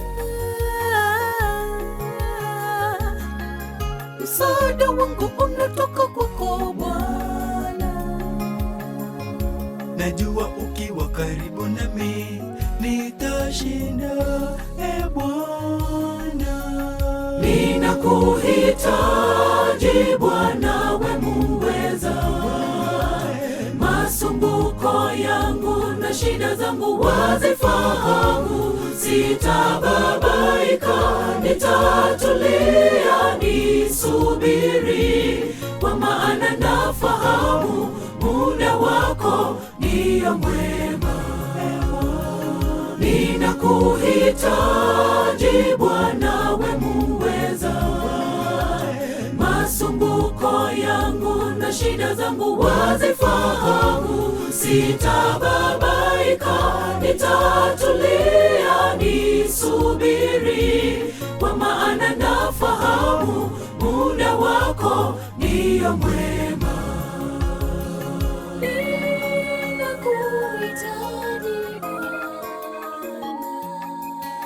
Maishani mwangu Bwana, ninakuhitaji Bwana, we muweza, masumbuko yangu na shida zangu wazifahamu, sitababaika, nitatulia nisubiri, kwa maana nafahamu muda wako ndio mwema. Ninakuhitaji Bwana, we muweza, masumbuko yangu na shida zangu wazifahamu, sitababaika, nitatulia nisubiri, kwa maana nafahamu muda wako ndio mwema.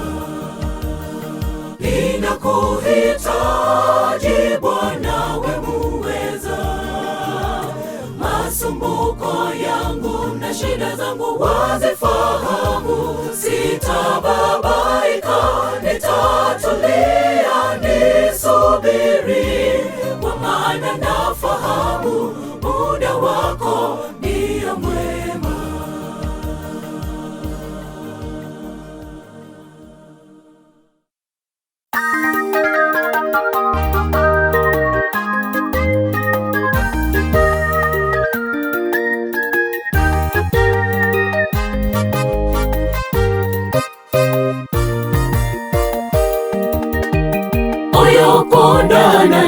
Nche ongere chinguru gajiye merindo tebire nireno esu motingo kwa nitarasama wadarota kombe tanche ere na nende oyo konda na nche ongere chinguru gajiye merindo tebire nireno esu motingo kwa nitarasama wadarota kombe tanche ere na nende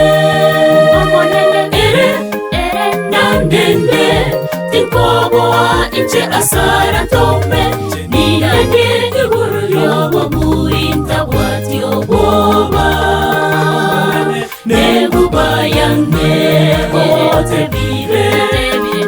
nabatumire asechi ngitichoro sano obosongo waboni bokeye ere nandende omolele ere nandende tinkoboa inche asara tome nidanye iguru yobo buinta bwati oboba negubayande ote bire nabatumire asechi ngitichoro sano obosongo waboni bokeye ere nandende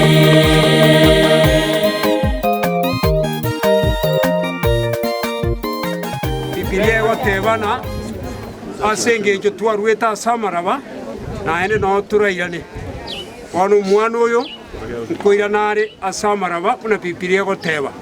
Kwa hivyo narudishia wale vijana ambao walikuwa wanafanya kazi hii shukrani kwa sababu umefanya kwa niaba yetu. Kitu cha pili, viongozi wetu wa serikali wana OCS na timu yako, may God bless you abundantly.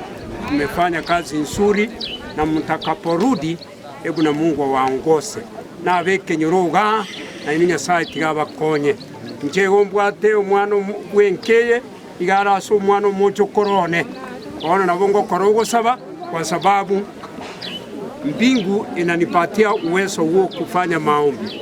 Tigaba no tusabe tata Nyasaye oyo uri iguru mono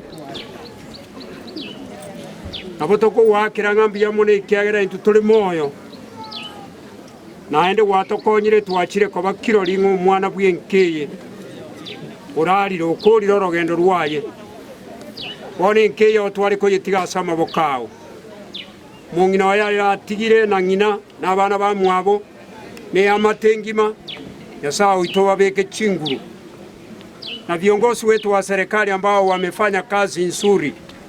Hebu na Mungu wabariki watakapomaliza kazi hii ambao walikuja hapa kufanya hapa Kisii, uongoze safari njema watakaporudi katika mahali ambapo wanafanya kazi.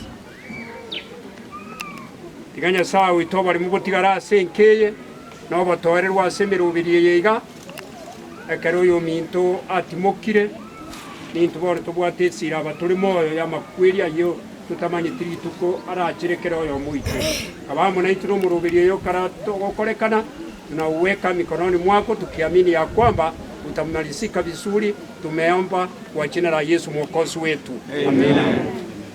Mungu awabariki. Sasa endelea na kazi.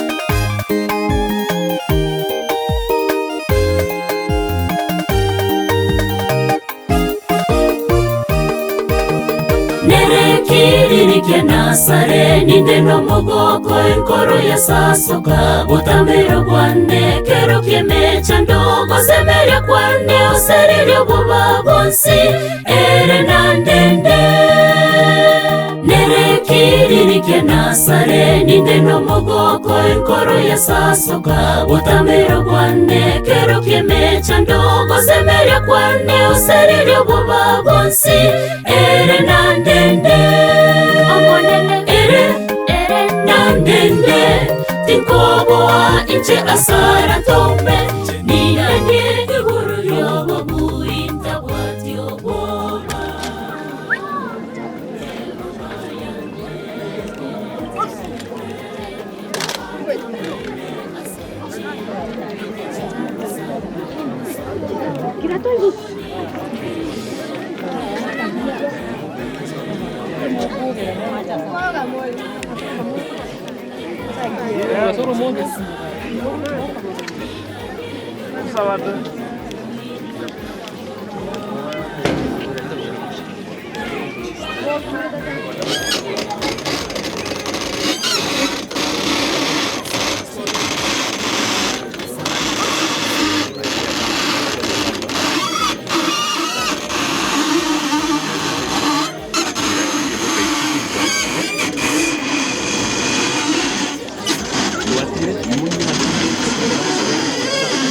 Iko sawa.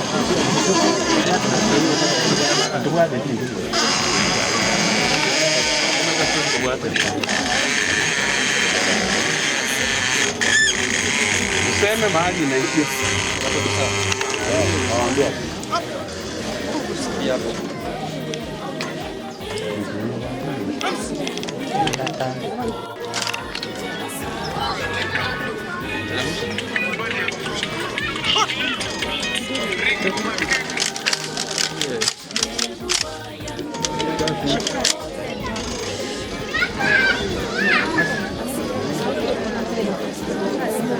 Ini jadi cik kain apa?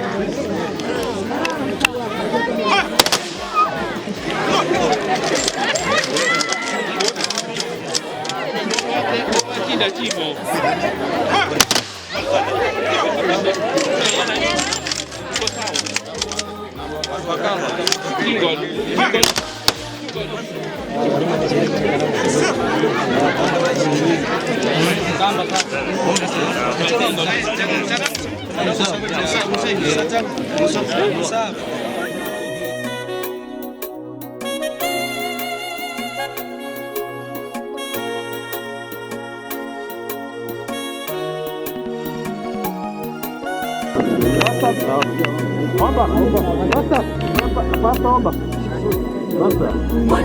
Mwanadamu aliyezaliwa na mwanamke, siku zake ni chache za kuishi duniani, zahesabika si nyingi. Baba na Mungu wetu, ni asante kwa vile umekubali huyu ndugu yetu apumzishwe leo. Ni asante kwa vile umepatia vijana ambao wamefanya kazi ngumu. Sasa amelazwa mahali atakungoja mpaka rudi Yesu Kristo. Sasa kazi inapoendelea mpaka tamati, ubariki hawa na wanaotoka kurudi, uwe nao Mungu. Tuomba katika jina la Yesu aliye Bwana na mkombozi wetu. Amen. Siku zake ni chache za kuishi duniani, zahesabika si nyingi. Habari njema ni hii ya kwamba lipo tumaini kwa wote wamtumainia Mungu, watafufuliwa na wanao uzima wa milele. Mungu awe faraja na tumaini jipya kwa walopoteza ndugu, jamaa na marafiki. Habari njema ni hii ya kwamba lipo tumaini kwa wote wamtumainia Mungu, watafufuliwa na wanao uzima wa milele. Mungu awe faraja na tumaini jipya kwa walopoteza ndugu, jamaa na marafiki.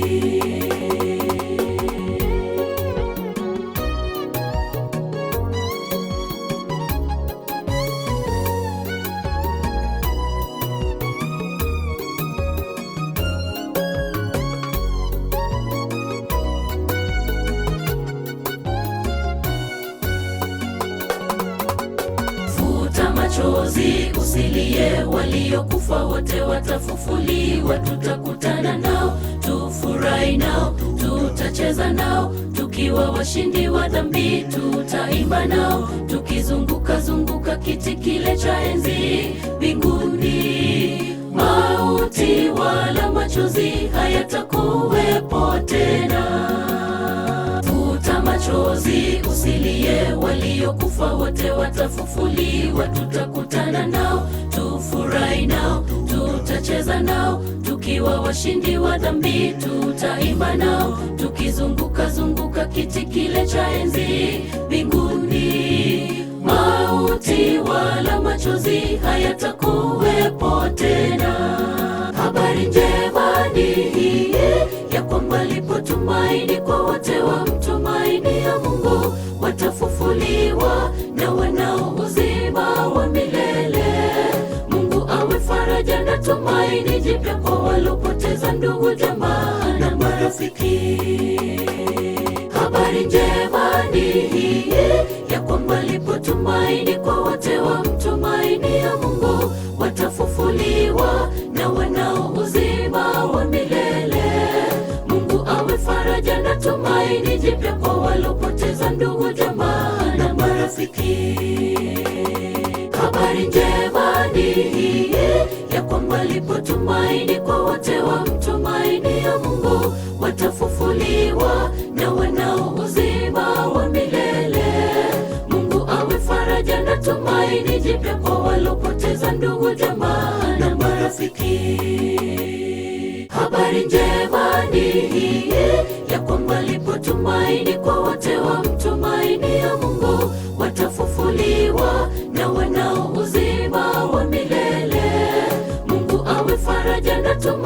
jipya kwa walopoteza ndugu, jamaa na marafiki.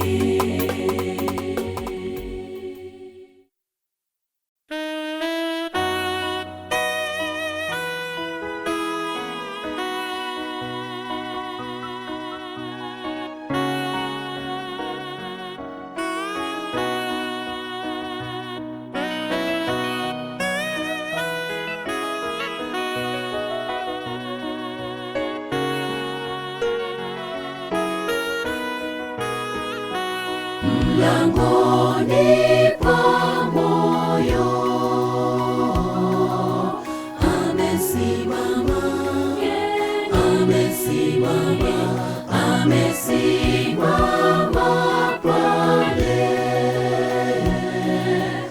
amesimama, amesimama, umkaribishe sasa,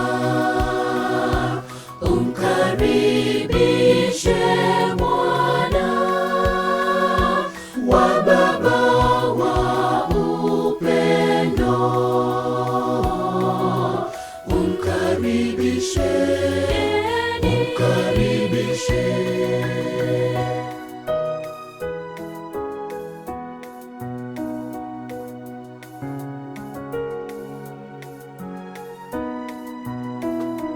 Moyo wako kwa Bwana, fungua, asikuache mbali,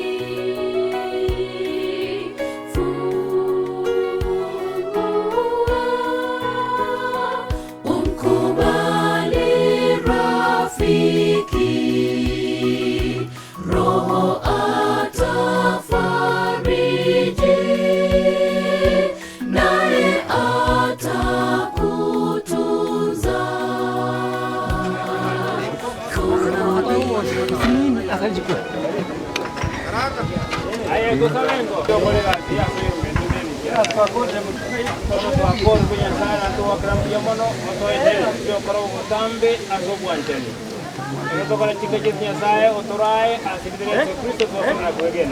Amina.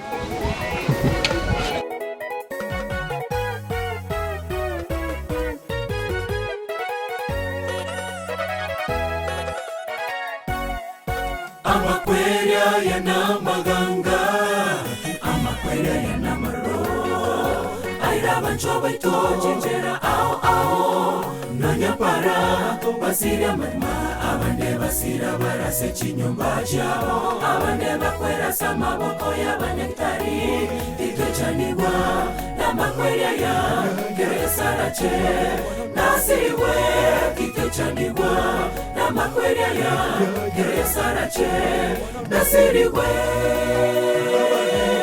remerera abamito kitochanigwa ase oyorarire emangeyo uboge wangu jere mwangu ina waria bonsi barareta se yeso pamoke tawe mebere yogo takwa amakwere ya tuchanire abuwe remerera abamito kitochanigwa ase oyorarire emangeyo uboge wangu jere mwangu ina waria bonsi barareta se yeso pamoke tawe mebere yogo takwa amakwere ya tuchanire abuwe.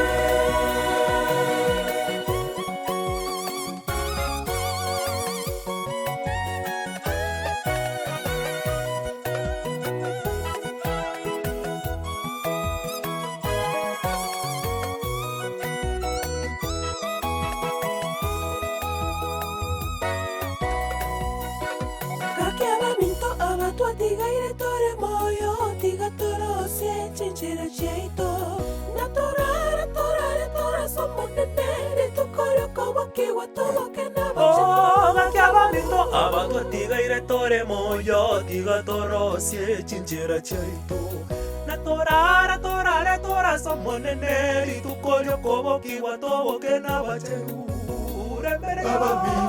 remerera abamito titochanirwa ase oyorarire emambe yokobokirwa ngochere mwangoina baria bosi barareta se yeso bahoke tawe memere yogotakwa amakwere yatuchanire abuwe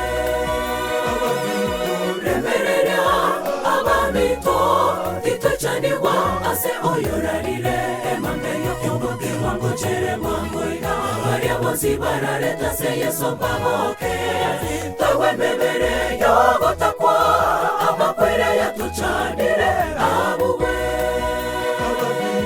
remerera abamito titochanirwa ase oyorarire emambe yokobokirwa ngochere mwangoina baria bosi barareta se yeso bahoke tawe memere yogotakwa amakwere yatuchanire abuwe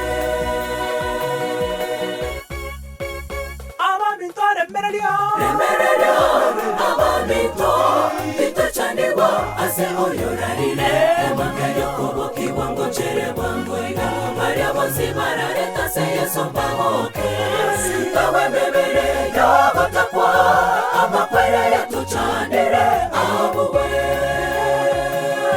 remerera abamito titochanirwa ase oyorarire emambe yokobokirwa ngochere mwangoina baria bosi barareta se yeso bahoke tawe memere yogotakwa amakwere yatuchanire abuwe